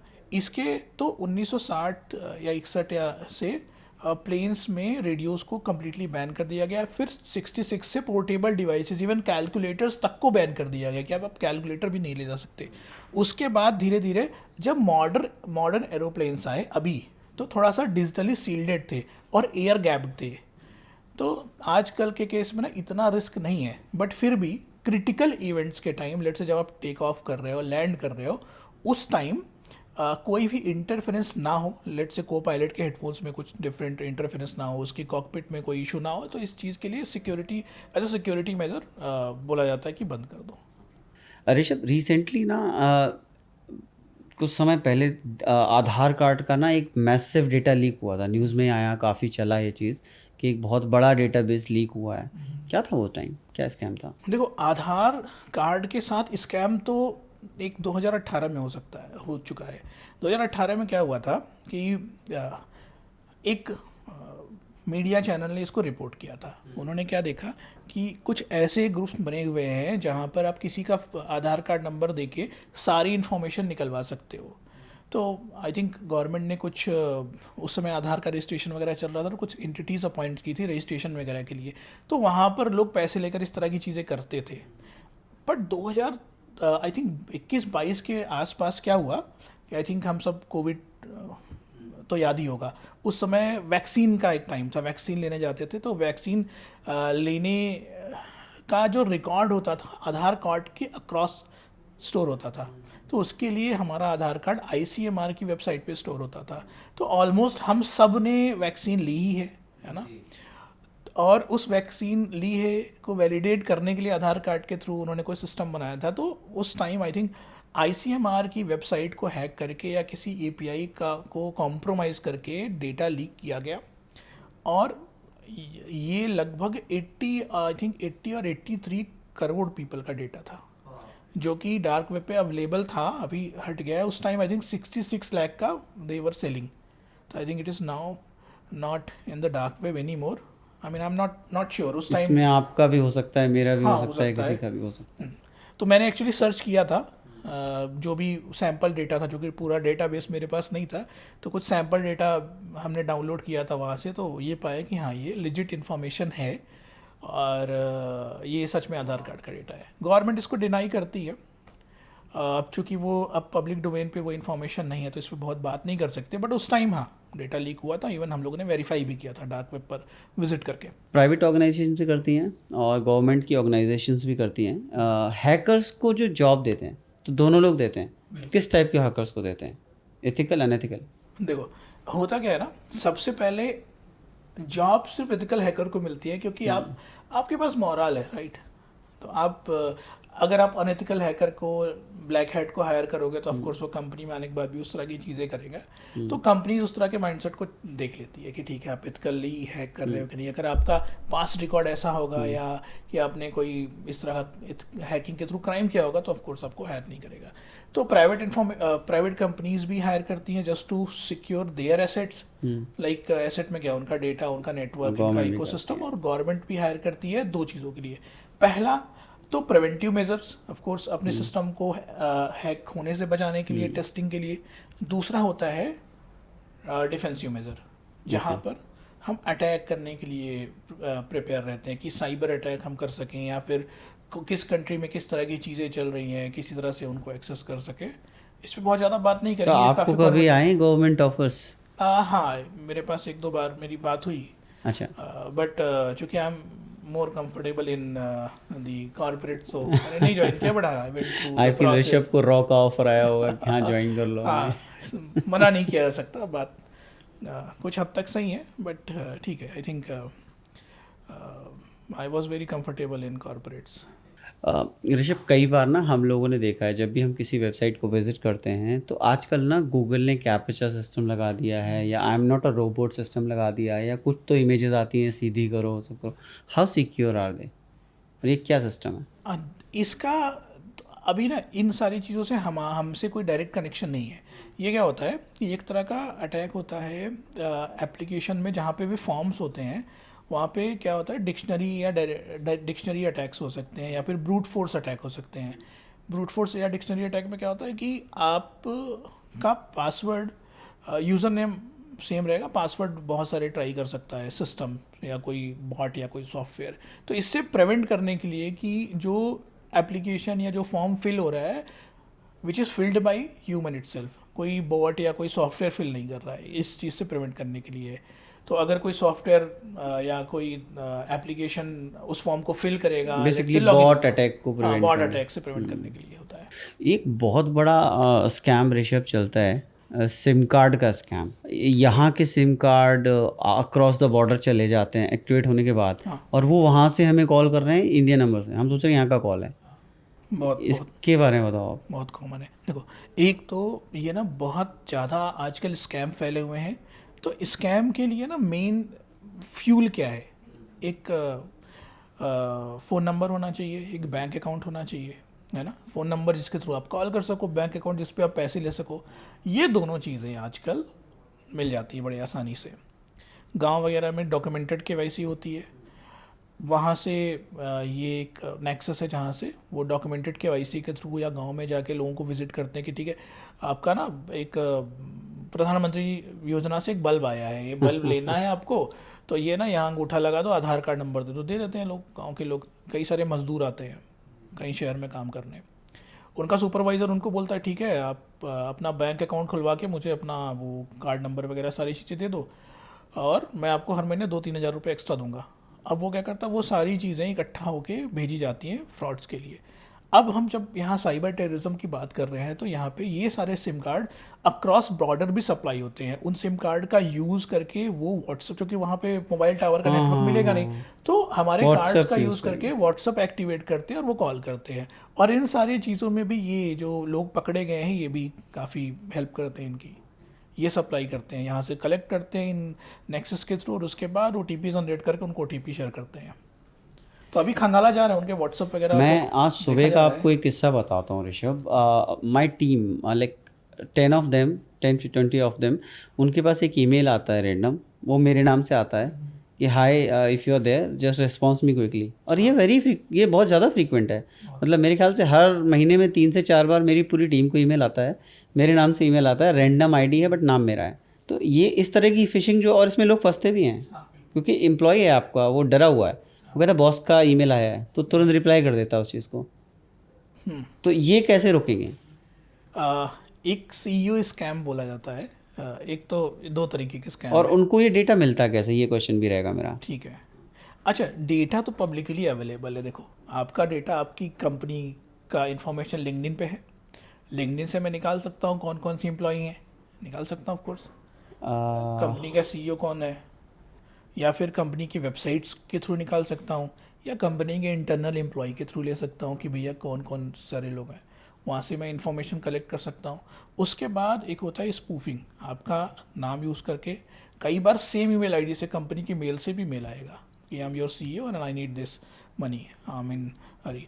तो ऐसा बहुत हुआ. इवन अभी मेरी एक सिस्टर के साथ भी हुआ है कंपनी में, मतलब उसकी एक फ्रेंड के साथ ऐसा हुआ कि CEO का मेल आया कि कोई एक पेमेंट करनी है, तो उसने कर दिया. तुम अभी कर दो, मैं तुम्हें बाद में दे दूँगा. बाद में देता हूँ. अच्छा, एक बहुत बड़ा इसके साथ हुआ था, एक और हुआ था. वहाँ पे CEO ने वीडियो कॉल की अपनी टीम को, और वो वीडियो AI से जनरेट की गई थी. और वीडियो कॉल करके बोला गया कि भाई आप ना इतने पैसे, आई थिंक वो काफ़ी मिलियंस में अमाउंट था, इतने पैसे इस वेंडर के अक्रॉस जो पेमेंट है इतने $1 million की, वो पेमेंट आप इस अकाउंट में कर दो और हमें डील क्लोज करनी है, I M in the meeting. तो उसने अपने अकाउंटेंट को या जो भी वो हैंडल करता था उसको वीडियो कॉल करी, और वो video call totally AI generated थी, और हुआ ये ट्रांसफ़र करा। और इस तरह के तो एक नहीं कई सारे केसेस हैं। एक अरब के शेख के साथ भी ऐसा केस हुआ, और कंपनीज के CEO के साथ तो इस तरह की चीज़ें बहुत सारी होती बट इनको एम्प्लॉयज़ की एग्जैक्ट ईमेल्स कैसे मिल जाती हैं कि ये एम्प्लॉयज़ हैं? लेट्स सपोज हमने तो एक ईमेल सर्वर ले रखा है या कोई कंपनी की ईमेल सर्विसेज ले रखी हैं, एक ईमेल मिलना या उसको कॉपी करना, CEO का नाम मिलना, लिंक्डइन पे ढूंढ लिया आपने, किसी एक सोर्स पे ढूंढ लिया कि कंपनी का ओनर है, बट उनकी एग्जैक्ट ईमेल्स मिलना सारे एम्प्लॉयज़ की और उनको ये जाना ईमेल, स्पैमिंग ईमेल, ये कैसे पॉसिबल है? देखो, इन्फॉर्मेशन गैदरिंग या कलेक्शन ना बहुत सारे तरीके से हो सकती है। एक तो जैसे हमने बात की पैसिव इन्फॉर्मेशन गैदरिंग, अभी जो हम बात करें which is passive information gathering, जहाँ पर हमने इन्फॉर्मेशन कलेक्ट की पब्लिक डोमेन से, लिंक्डइन के थ्रू और सोशल मीडिया के थ्रू, वेबसाइट्स के थ्रू, है ना। वहाँ से मुझे एक एम्प्लॉय का मेल ID मिल गया, first name last name @company.com, तो उससे मैं सारी ईमेल ID जनरेट कर सकता हूँ एम्प्लॉयज़ के नेम के थ्रू। दूसरा इन्फॉर्मेशन होता है, दूसरी चीज़ होती है एक्टिव इन्फॉर्मेशन गैदरिंग, ठीक है। एक्टिव इन्फॉर्मेशन गैदरिंग में क्या कर सकते हैं हम, डायरेक्ट एम्प्लॉय को चैट पे बात कर सकते हैं, या किसी इंटरनल बंदे को खोज सकते हैं कि भाई मुझे बताओ, ईमेल ID दे दो, या कुछ ऐसी चीज़ें दे दो ना। तो ऐसी बहुत सारी चीज़ें की जा सकती हैं। तो ये सारा इन्फॉर्मेशन गैदरिंग का पार्ट है।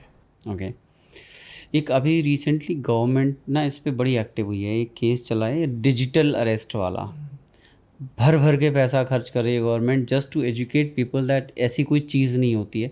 आई थिंक डिजिटल अरेस्ट के बारे में मोदी जी ने मन की बात में भी बोला था इसको। 2 बार बोला है। हाँ, तो ये इसके लिए भी थोड़ा सा आप बोलो कि मतलब है क्या ये भला, और इससे बचना है कैसे है? आई थिंक डिजिटल अरेस्ट अब तक का सबसे बड़ा फाइनेंशियल फ्रॉड है जो इंडिया में हुआ है, अब तक का सबसे बड़ा। I think billions of dollars का ट्रांजैक्शन हुआ होगा शायद, सबसे बड़ा। प्रधानमंत्री को बोलना पड़ रहा है, और फोन्स में टेलीकॉम ऑपरेटर्स को लगाना पड़ रहा है, SMS आ रहे हैं, हर वेबसाइट्स पर लिखा जा रहा है, तो कितना मेजर इम्पैक्ट होगा इसका। तो डिजिटल अरेस्ट में बस सिंपल आपके फियर का यूज़ करते हैं। वो आपको कॉल करेंगे कि आपका, जैसा हमने अभी पहले बात की ना, आधार कार्ड वगैरह कहीं से भी मिल सकता है, तो कॉल करते हैं कि आपका आधार कार्ड के बिहाफ पे आधार कार्ड नंबर ये था, तो एक शिपमेंट जा रहा है इस कंट्री से इस कंट्री में, उस शिपमेंट में ये सारी चीज़ें हैं, कुछ ड्रग्स हैं, कुछ पासपोर्ट हैं, कुछ इलीगल स्टफ्स हैं, तो आपने भेजा है, आप बोलते हो नहीं भेजा है, तो बोलते हैं आपका आधार कार्ड नंबर दिस 1 2 3 4 5 है, तो आप बोलते हो हाँ बिल्कुल आपका नाम ये है, मिडिल नेम ये है, आप यहाँ रहते हो, आपका फादर का नेम ये है, जो कि आधार कार्ड नंबर से मिल सकता है। तो आपको ना आधी इन्फॉर्मेशन उसने सच बताई, तो आपको लगता है, भरोसा हो जाता है कि सच में यार किसी ने किया है। तो फिर कहते हैं कि अगर आपने भेजा नहीं है तो देखिए आप बताइए, हम पुलिस से कम संपर्क कराते हैं और आप वहाँ अपना स्टेटमेंट दीजिए। तो इस तरह से डिजिटल अरेस्ट वाला प्रोसेस स्टार्ट होता है। स्टेटमेंट के लिए वो वीडियो कॉल पर आपको ले जाते हैं, उसके बाद फिर बहुत सारी चीज़ें होती है, कहते हैं अच्छा आपके पास कितने पैसे हैं, बैंक अकाउंट का स्टेटमेंट दिखाओ, है ना। उसके बाद आप सारे पैसे को इस सेफ डिपॉजिट में जमा कर दो, ये हम आपका अकाउंट सीज करने वाले हैं, तो अगर आप यहाँ पे ट्रांसफ़र कर दोगे तो बचे रहेंगे, बाद में केस क्लोज होने के बाद हम आपको दे देंगे। तो इस तरह से मैनिपुलेट करते हैं। तो बहुत बहुत बड़ा स्कैम था। तो मतलब आई थिंक हर दूसरे या तीसरे व्यक्ति को इस तरह की कॉल आई होगी, मुझे तो खैर 3-4 बार आई है ये वाली कॉल। एक बार तो मैं वीडियो कॉल, हाँ एक बार तो मैं वीडियो कॉल में भी गया। अच्छा। मैंने कहा भाई कौन है देखो, तो साइबर सिक्योरिटी एक्सपर्ट को भी नहीं छोड़ा। अरे किसी को नहीं छोड़ा, मतलब हर किसी को आई होगी। मुझे याद है मेरे को एक कॉल आया था, जमताड़ा वाला केस, जो एक मूवी है जमतारा, उसके वेब सीरीज़ है, उसके हिसाब से मेरे को एक कॉल आया था। बंदे ने कॉल किया, उसने मेरे को बोला कि मेरे ना क्रेडिट कार्ड के पॉइंट्स रिडीम करने हैं, और जेन्युइन क्रेडिट कार्ड नंबर था। मेरे पास भी आई। हाँ। अभी अपना केस बताऊंगा। जेन्युइन क्रेडिट कार्ड था मेरा, वो क्रेडिट कार्ड नंबर बताया, सेम होगा, उसका एक्सपायरी डेट उसने कंफर्म किया। हाँ। मैंने कहा यार इसको ये भी पता है कि मेरे कार्ड का एक्सपायरी डेट ये है। देन आई वाज कंफर्म कि चलो ठीक है। फिर बोलता है कि आपके क्रेडिट का पॉइंट में 8000 पॉइंट्स हैं, रिडीम करना है, और इसके बदले आपको 8000 रुपये क्रेडिट हो जाएंगे। Okay, since I am into IT, तो वो मुझे पता था, तो मैं उसके साथ खेल रहा था। So at the end of the call I went ahead, और मैं चला गया लास्ट तक, और उसने फिर OTP भेजा मेरे पास में कि एक OTP आया होगा, आप वो देख लीजिए। तो फिर मैंने उसको बोला, मैंने कहा तू पागल वागल है, किस बात का OTP? Literally I have gone abused. वहाँ से मेरे को गंदी गंदी माँ बहन की जो गालियाँ पड़ी हैं, और फिर उसके बाद मैंने कॉल डिस्कनेक्ट कर दिया। मैंने कहा देखो इतना चतुर था जब तक चल रहा था। कॉन्फिडेंस है कि हाँ। भाई कोई पकड़ नहीं सकता। हाँ। सेम मेरे साथ हुआ केस। मैंने नया क्रेडिट कार्ड लिया, HDFC का क्रेडिट कार्ड था, चूँकि मैंने HDFC को बोला भी था ये बात। HDFC से क्रेडिट कार्ड आया, और क्रेडिट कार्ड आई थिंक मैंने ओपन भी नहीं किया था, या आई थिंक ओपन किया था 1-2 वीक पहले रिसीव हुआ था। उसके बाद मेरे पास कॉल आई कि आपको नया क्रेडिट कार्ड रिसीव हुआ है और इस कार्ड में आपको रिवॉर्ड पॉइंट मिल रहे हैं इतने। तो मैंने कहा अच्छा, तो सर आप ना क्विक वो वेरीफाई कर लोगे, आपका कार्ड का नंबर ये है, एक्सपायरी डेट ये है, नेम ये है। मैंने कहा हाँ बिल्कुल। फिर कह रहे सर वो ना रिवॉर्ड पॉइंट के लिए हमें आपकी फ़ाइल लॉगिन करनी पड़ेगी, फ़ाइल लॉगिन करनी पड़ेगी। तो मैंने कहा अच्छा ठीक है। तो मैं यहाँ फ़ाइल लॉगिन कर रही हूँ, तो कन्फर्मेशन के लिए कोड आया होगा, बता दीजिए, ऐसे ही बात करते। तो मैंने बोला, मैं फिर मुझे पता ही था कॉल पे तो हाँ, तो मैंने पूछा, मैंने कहा यार ये ना तुम लोग क्यों स्पैम कर रहे हो, ये स्कैम क्या है, क्यों कर रहे हो? कह रही नहीं सर हम तो कंपनी से हैं। मान ही नहीं रही थी। मैंने कहा यार एक बात बताओ, ये तो मतलब किसी बेवकूफ़ को भी पता चल जाएगा कि अगर आप OTP भेज रहे हो और OTP मांग रहे हो तो ये स्कैम है। नहीं मानी वो। मतलब इतना कॉन्फिडेंस है, इतना कॉन्फिडेंस है कि डिनाई करते जाओ कि हम तो बैंक से ही हैं। खैर ये कॉल मैंने डिस्कनेक्ट की। उसके बाद मैंने अपनी बैंक के रिलेशनशिप मैनेजर को कॉल किया। मैंने कहा कि एक बात बताओ, ये नया क्रेडिट कार्ड तुम लोगों ने भेजा है और ये नंबर किसी स्कैमर के पास कैसे आया? कार्ड तो मैंने अभी तक ओपन ही नहीं किया। तो कहीं नहीं पता। तो यहाँ पे फिर इनसाइडर का काम आता है। किसी इनसाइडर ने वो इन्फॉर्मेशन बैंक से निकाल के बैंक का डेटा लीक तो हुआ है। मिलती नहीं है, बट ये सारी ऊपर की इन्फॉर्मेशन होती है। एक ट्रेडिंग स्कैम भी चला है आजकल। हाँ बहुत ज़्यादा, बहुत। ट्रेडिंग स्कैम ने तो बड़े बड़े लोगों को फंसाया है। मेरे पास एक ट्रेडिंग स्कैम को एक्सप्लेन कर देता हूँ, होता क्या है। एक तो आजकल लोगों के अंदर ना ये इजी मनी वाली चुल बहुत है। पैसे कमाने हैं ना, एकदम शॉर्ट पैसा लगाओ 2 का 4 बनाओ। हाँ एकदम। और जब इंस्टाग्राम पे जाओगे तो एडवर्टीजमेंट भरे पड़े मिलेंगे आपको कि ये इतने पैसे डालो, ये हो गया। उसके बाद एक अमीर आदमी भी होगा जो अपनी बड़ी गाड़ी शो ऑफ कर रहा होगा कि मैं यहाँ याट में रह रहा हूँ, इतने बड़े कंट्री में हूँ, ये घूम रहा हूँ, वो कर रहा हूँ, पूरा मैनिपुलेट करेगा। तो आपको लगेगा कि यार ये तो ऐसा तो मैं भी अमीर बन सकता हूँ। तो फिर वहाँ से जाल स्टार्ट होता है। फिर ट्रेडिंग स्कैम कि इतना ट्रेड करो, इतना करो। फिर उनका एक सॉफ्टवेयर होता है जहाँ पे आपको दिखता जाएगा कि अच्छा इतने पैसे डाले तो इतने लाइव दिखेगा। और जब आप पैसे निकालने की बात करोगे ना तो बोलेंगे हाँ ठीक है, ये आपके ना अभी आपने 15 लाख डाले तो 50 लाख हो गए हैं, अब इसमें ना बस ABCD टैक्स लगेगा, आप दे दो 15 लाख रुपए और तो हम आपको दे देंगे। फिर आपको बोलेंगे कि अभी ना 75 लाख हो गए, 1 करोड़ हिट करने वाला है, अब बस 10 लाख और डाल दो, कल थ्रेशोल्ड हिट हो जाएगा, फिर आप निकाल। ऐसे कर करके मैनिपुलेट करते हैं और बहुत बड़े बड़े लोग फंसे हैं इसमें। तो आम आदमी की तो बात छोड़ दीजिए, बहुत इंटेलेक्चुअल लोग हमारे देश के इसमें फंसे हैं। एक स्कैम और मुझे याद आया। हमने एक ट्रिप बुक करी as a company, we booked a trip, और हमने गूगल से जस्ट गूगल की लिस्टिंग से एक ट्रैवलर बुक करा। ट्रैवलर का एड्रेस आता है चिराग दिल्ली का, दिल्ली के अंदर चिराग दिल्ली का। अब हमने उस बंदे को बोला कि ऐसा ऐसा है, सारा हमारी डील डन हो गई। हमने उस बंदे से बोला कि अपना आधार कार्ड भेज दो। उसने अपना आधार कार्ड भेज दिया। आधार कार्ड बिहार का है, ठीक है, आधार कार्ड बिहार का है उसका। हमने उसको बोला कि ठीक है बुक हो गया, सब कंफर्मेशन है, सुबह सुबह गाड़ी आ जाएगी। उसने कहा ठीक है आ जाएगी। उसने कहा आप एक काम करो 6,000 रुपये की पेमेंट कर दीजिए एडवांस। चूँकि सब बुक हो गया, हमें पता है चिराग दिल्ली का एड्रेस है, तो हमने 6,000 रुपये UPI कर दिया। अगले दिन जब हमारी ट्रिप जानी है, उस समय हम बिल्कुल एट द मोमेंट खड़े हैं। हमने उसको कॉल किया, बंदा बोलता है कि ड्राइवर मना कर रहा है, उसको फ्यूल के लिए पैसे चाहिए, तो आप इसमें 8,000 और रुपये और डाल दीजिए। अब हम उसमें मजबूर थे तो हमने 8,000 और डाल दिए, और 8,000 डालने के बाद बंदे ने कॉल उठाना बंद कर दिया। अब कॉल उठाना बंद कर दिया तो हमने उस समय तो रैंडम में हमने कुछ और ट्रैवलर बुक किया। देन भी आने के बाद हम उसकी एड्रेस पर गए, वहाँ कोई है ही नहीं है, वहाँ कोई है ही नहीं है। और वहाँ पड़ोसी बताते हैं कि ऐसे 50 लोग आ चुके हैं इस चीज़ के लिए कंफर्मेशन लेने के लिए, यहाँ ये बंदा है कि नहीं। सिर्फ आधार कार्ड दिया, आपको भरोसा हो गया क्या सही है ये बंदा ले ट्रैवल एजेंसी का वो है। तो इसको SEO बोलते हैं, सर्च इंजन ऑप्टिमाइजिंग, जिसके थ्रू वो अपना इंडेक्स करा लेते हैं। आप सर्च करते हो best travel advisor near me, तो वो इंडेक्स करा के दिखता है, वो फेक होते हैं। ये भी एक तरह का SEO। तो जो दिखता है ना स्पॉन्सर्ड या ऊपर दिखता है, मैं उस पर करता ही नहीं कि साले मोस्टली फेक हैं ये। इनके जो भी रिव्यूज़ हैं वो भी फर्जी रहते हैं। एक बात बताइए, एक हर आदमी का सवाल होता है, ये ऑल आर ऑन वाईफाई, हर घर में आज की डेट में वाईफाई है, तो वाईफाई के थ्रू किसी के डिवाइसेस को हैक करना कितना आसान है? काफ़ी आसान है। देखो, वाईफाई को हैक करना, डिवाइसेस को हैक करना थोड़ा टेक्निकल है, बट अगर आप किसी वाईफाई नेटवर्क में हो तो किसी के फ़ोन में कोई लिंक भेज देना, कुछ फाइल डाउनलोड करवा देना, या फिर एमआईटीएम के थ्रू उनके नेटवर्क ट्रैफिक को देख पाना काफ़ी आसान है। ओके। तो यूजुअली आप अपने घर वगैरह में हो तो यूजुअली कोशिश करनी चाहिए कि वाईफाई का जो पासवर्ड है स्ट्रांग हो, अपने खुद का वाईफाई यूज़ करो। और वीपीएन वगैरह, अगर आप कहीं बाहर जा रहे हो और आपको कोई सेंसिटिव काम करना है, बैंकिंग लॉगिन करना है, तो वीपीएन के थ्रू करो ताकि वो इनक्रिप्टेड टनल के थ्रू वो ट्रैफिक जाए। बिकॉज हमने कई सारी मूवीज़ में देखा है कि हैकर्स बैठे हैं और वो आपके घर का वाईफाई कहीं से बैठ के एक्सेस कर लेते हैं, वाईफाई का लॉगिन कर लेते हैं, और उस वाईफाई के थ्रू आपके टीवी में क्या चल रहा है या आप क्या देख रहे हो, और इनफैक्ट अगर कैमरा डिवाइसेस हैं तो वो आपका विजुअल भी देख सकते हैं उससे। अच्छा, वाईफाई क्या होता है? हमारे घर में दो तरह की चीज़ें हैं। इंटरनेट को एक्सेस करने के लिए जो गेटवे है वो वाईफाई है, ठीक है। वाईफाई के राउटर के बाद हम इंटरनेट को एक्सेस कर सकते हैं। तो हमारे जो वाईफाई के नीचे जो नेटवर्क है दैट इज़ इंट्रानेट।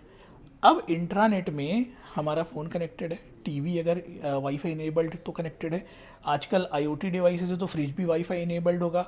और घरों में अगर आईपी कैमरा है हमारे पास तो वो भी वाईफाई इनेबल्ड होगा। तो अगर मैं अपने वाईफाई, किसी ने वाईफाई हैक करके मेरे नेटवर्क या इंट्रानेट में आ गया, तो उसको उन सारे डिवाइसेस को इनोमरेट करने का एक्सेस है। मतलब कोई मेरे घर में घुस चुका है, अब वो इस रूम में घुसता है, उस रूम में घुसता है, उस रूम में घुसता है। अब वो इसकी स्किल पे है कि कौन से रूम की का ताला कमज़ोर है ना। मेरा कैमरा जो डिवाइस है उसमें लेट से पासवर्ड वीक पासवर्ड है, तो क्या वो एक्सेस कर सकता है?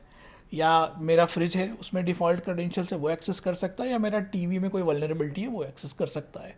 ठीक है। तो एक बार अगर वाईफाई के थ्रू किसी ने एक्सेस कर लिया हमारे इंटरनेट को, तो बहुत लाइकलीवुड बहुत ज़्यादा है कि वो सिस्टम को हैक करके कैमरा को एक्सेस कर सके, टीवी को मैनिपुलेट कर सके। इवन मेरा एक वीडियो है उसमें मैंने स्पीकर को हैक किया है। स्पीकर को हैक करके, लेट्स से आपने कोई वायरलेस स्पीकर अपने घर पे रखा है, तो थोड़ी दूर से मैं स्पीकर को हैक करके ये सुन सकता हूँ कि आप क्या बात कर रहे हो, उसके कैमरा, उसके माइक को इनेबल करके।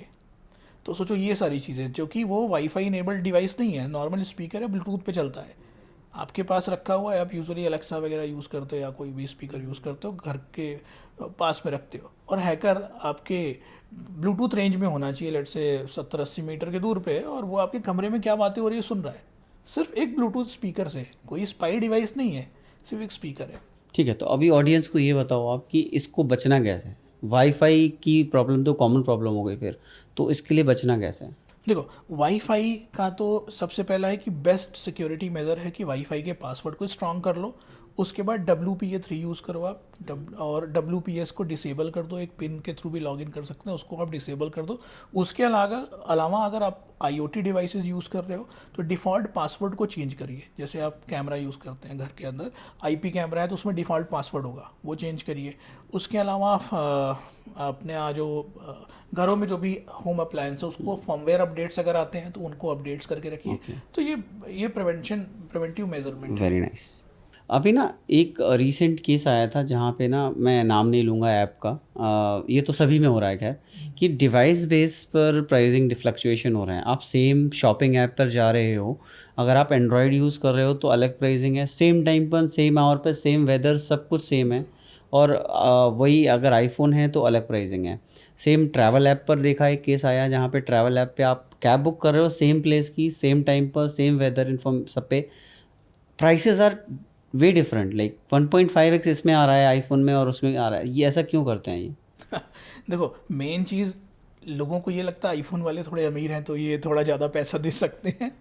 तो खैर, बेस्ड ऑन यूज़र एजेंट, जो आप ना जो भी ऐप यूज़ करते हो या वेबसाइट्स भी अगर यूज़ कर रहे हो, तो आपका ब्राउज़र वो इन्फॉर्मेशन सेंड करता है कि आप किस डिवाइस से लॉग्ड इन हो।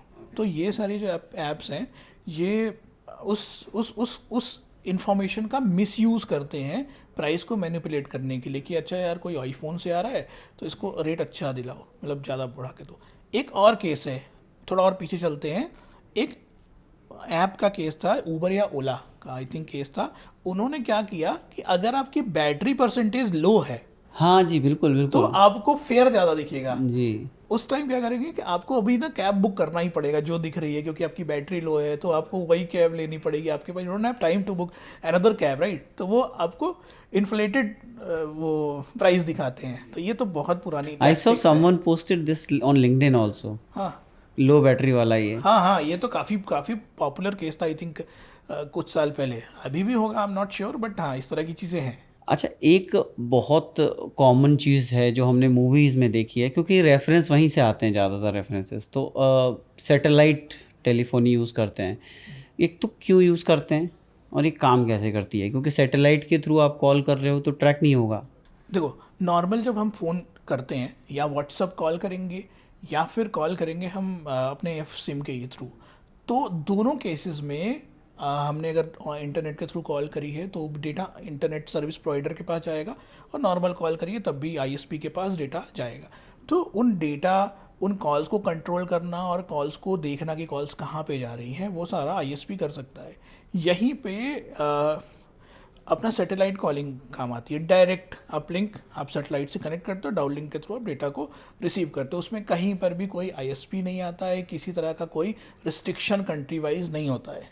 इसलिए ज़्यादातर नेवल फोर्सेज या नेवल टेररिस्ट फोर्सेस और ऑर्गेनाइजेशन या terrorist भी क्राइम इसको वाले यूज़ वो सब यूज़ करते करते हैं। हैं। ठीक और है। जहाँ पे नेटवर्क नहीं है वहाँ ऑफ कोर्स इसका यूज़ किया जाता है। अब ऋषभ, एक कॉमन सवाल, एज एन हैकर आप कौन सा फ़ोन यूज़ करते हो? हम जैसे आईफोन की बात कर रहे हैं, एंड्रॉयड की बात कर रहे हैं, आप क्या यूज़ करते हो? एज अ हैकर देखो, थोड़ा मैं सिक्योरिटी को लेके कॉन्शियस हूँ। मैं नॉर्मल एक्टिविटीज़ के लिए ऑफ कोर्स अपना एक मतलब एक स्मार्टफोन यूज़ करता हूँ। मेरे पास अभी एक फ़ोन है जो मैं यूज़ करता हूँ यूजुअली नॉर्मल यूपीआई पेमेंट्स वगैरह के लिए। बट मेरा जो मेन कॉलिंग वगैरह होती है, जो पर्सनल नंबर है जिसके थ्रू फैमिली फ्रेंड्स के से कनेक्ट रहता हूँ, मैंने एक और सिक्योर फ़ोन यूज़ करता हूँ, ये वाला। Typical Nokia phone. हाँ एकदम, ये प्यारा सा नोकिया फ़ोन है, तो मैं इसको यूज़ करता हूँ।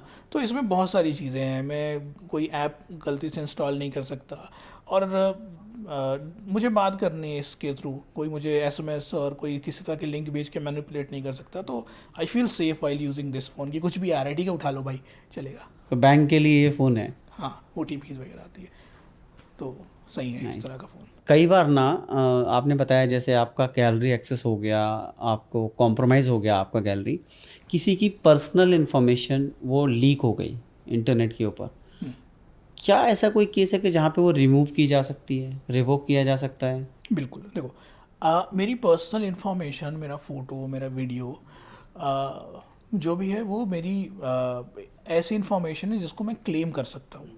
तो एक तो गूगल ऑप्शन देता है क्लेम करने का, कि अगर आपकी कोई इन्फॉर्मेशन है जो आपसे रिलेटेड है तो आप क्लेम करके उसको डिलीट कर सकते हो। तो गूगल में फॉर्म आपको मिल जाएगा जहाँ से आप वो सारी इन्फॉर्मेशन हटा सकते हो। दूसरा, जिन वेबसाइट्स पे अपलोडेड है, अगर वो वेबसाइट लेजिट वेबसाइट है, कोई फालतू की वेबसाइट नहीं है, लेट्स से किसी पोर्न वेबसाइट पे अपलोडेड है, तो आप उनसे संपर्क करके उनको बोल सकते हो कि ये आपकी इन्फॉर्मेशन है, वो रिमूव कर देंगे। उसके अलावा कई थर्ड पार्टीज़ एप्लीकेशन है, जैसे NCIL करके है, NCII ऐसा करके है, उसके थ्रू भी आप रिमूव करा सकते हो इन्फॉर्मेशन। तो इस तरह से कई सारे मेथड्स हैं जिससे इन्फॉर्मेशन आप रिमूव कर सकते हो। तो आप इंटरनेट पे एक्सप्लोर करोगे तो बहुत सारे तरीके मिल जाएंगे इन्फॉर्मेशन रिमूव करने के, इंटरनेट से तो स्पेशली। अच्छा, रिसेंटली ऋषभ, हमने रिसेंटली देखा ना, कई बार केसेस आए कि आप मेट्रो में जा रहे हो और कोई बंदा ना पीछे से आया, वो स्वाइप मशीन लिए हुए है, चार्ज है वो, और वो आपके वॉलेट में टच कराया और आपके क्रेडिट कार्ड से पैसे कट गए। और आप जब मेट्रो स्टेशन पे उतरते हो, मैसेज देखते हो, अरे बाप रे मेरे पैसे कट गए। Is it possible?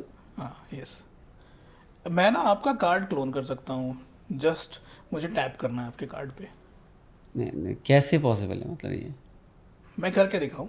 हाँ हाँ बिल्कुल, करके दिखाइए। चलो ठीक है, मैं अपना एक डिवाइस निकालता हूँ, ठीक है। और आप अपना कार्ड निकालो। चलो दिया। ठीक है, चलो ठीक है। शुरू करते हैं इसके।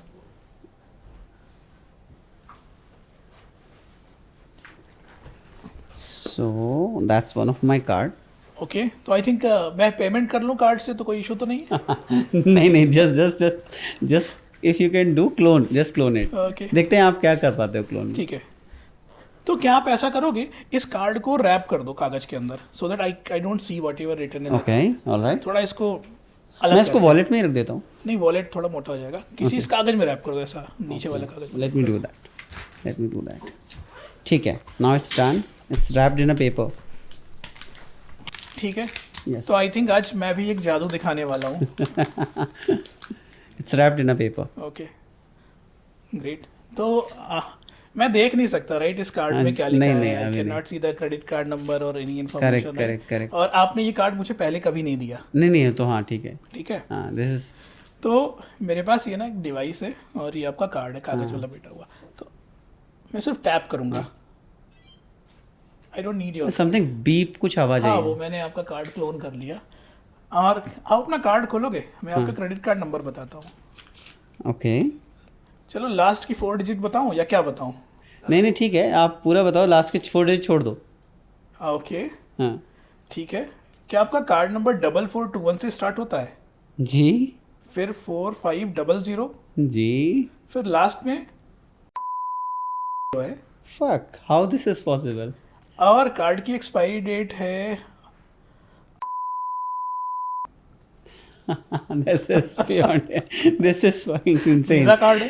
हाँ जी, वीज़ा कार्ड है ये. आपने पूरा कहाँ से यूज़ मत करना इसको. Here I have this information. वाह, ये कैमरे में ले सकते हो यार. दिस तो इज मैं भी थोड़ा ये डिवाइस टाइप का आदमी हूँ. ये डिवाइस ले चलेंगे हम कहीं.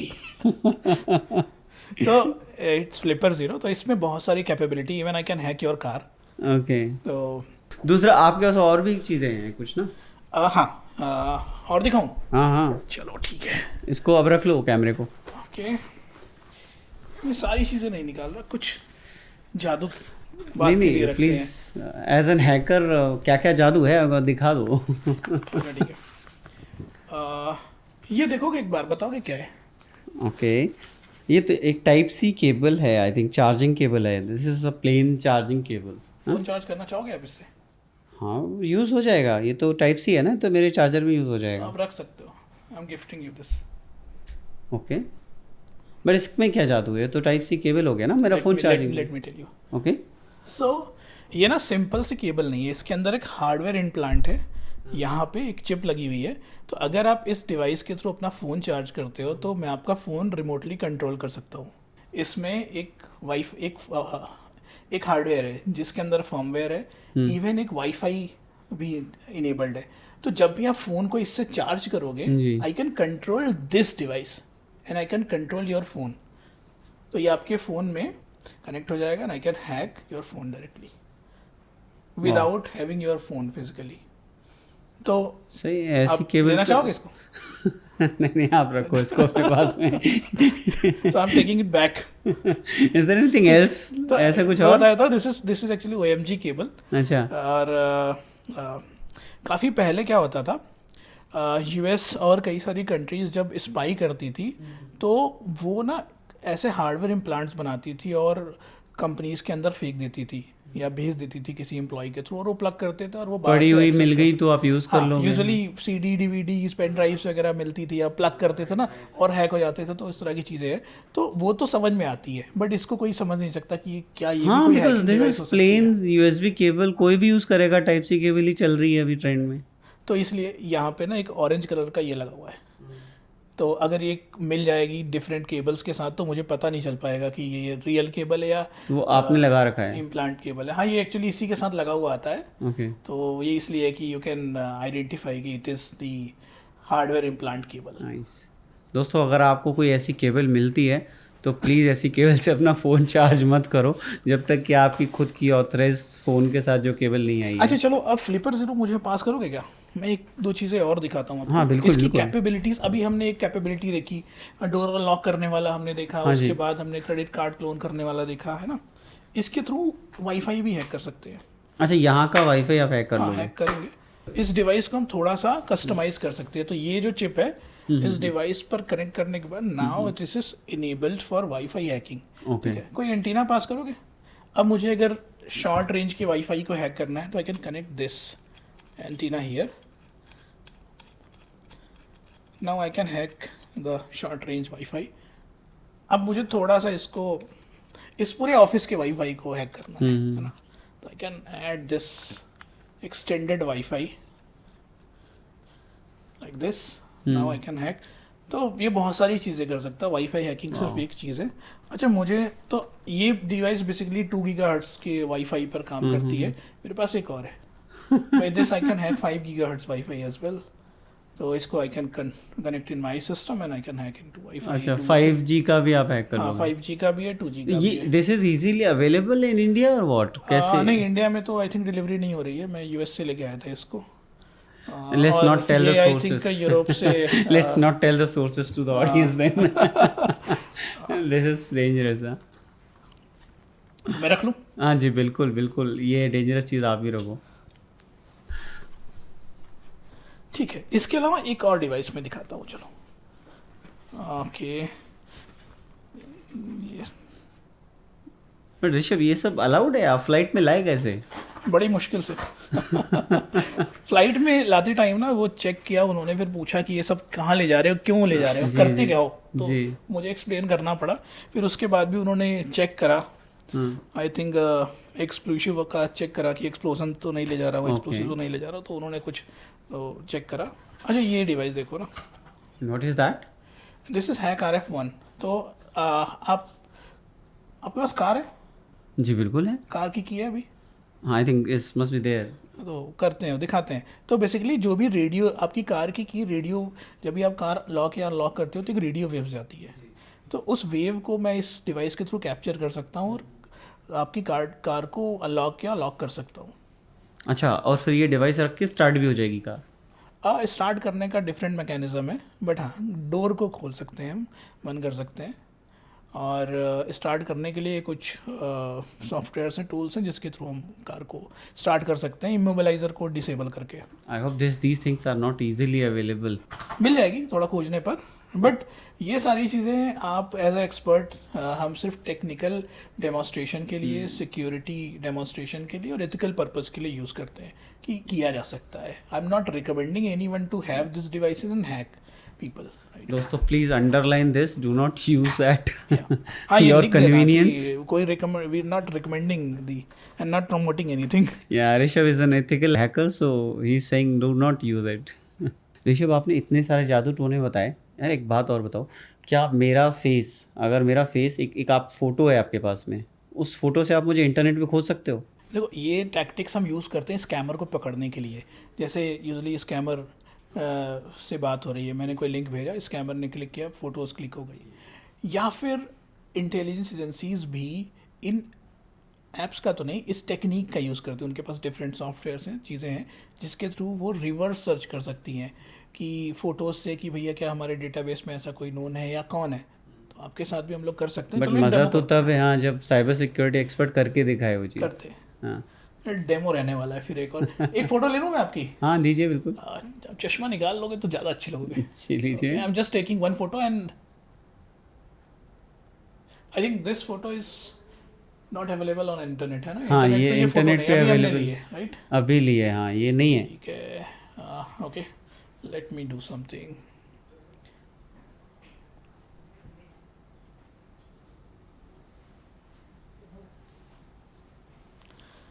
ठीक है, I am doing some magic. Search कर रहा हूँ मैं.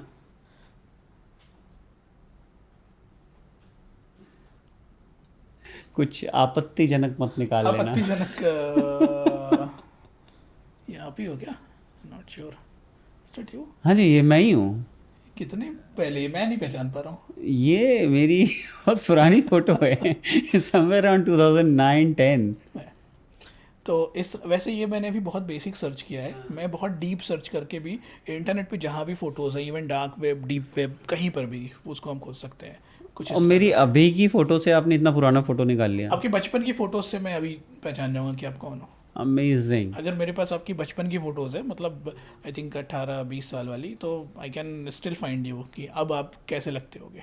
एक ट्रेंड आया था, याद है पहले, फेसबुक पे, जहाँ पे आप अपनी फ़ोटोज़ डाल के अपनों को ओल्डर वर्जन में कन्वर्ट करते थे. हाँ हाँ हाँ हाँ हाँ. वो भी एक स्कैम था फेसबुक की तरफ से. वो भी डेटा कलेक्टर रहते. ओके.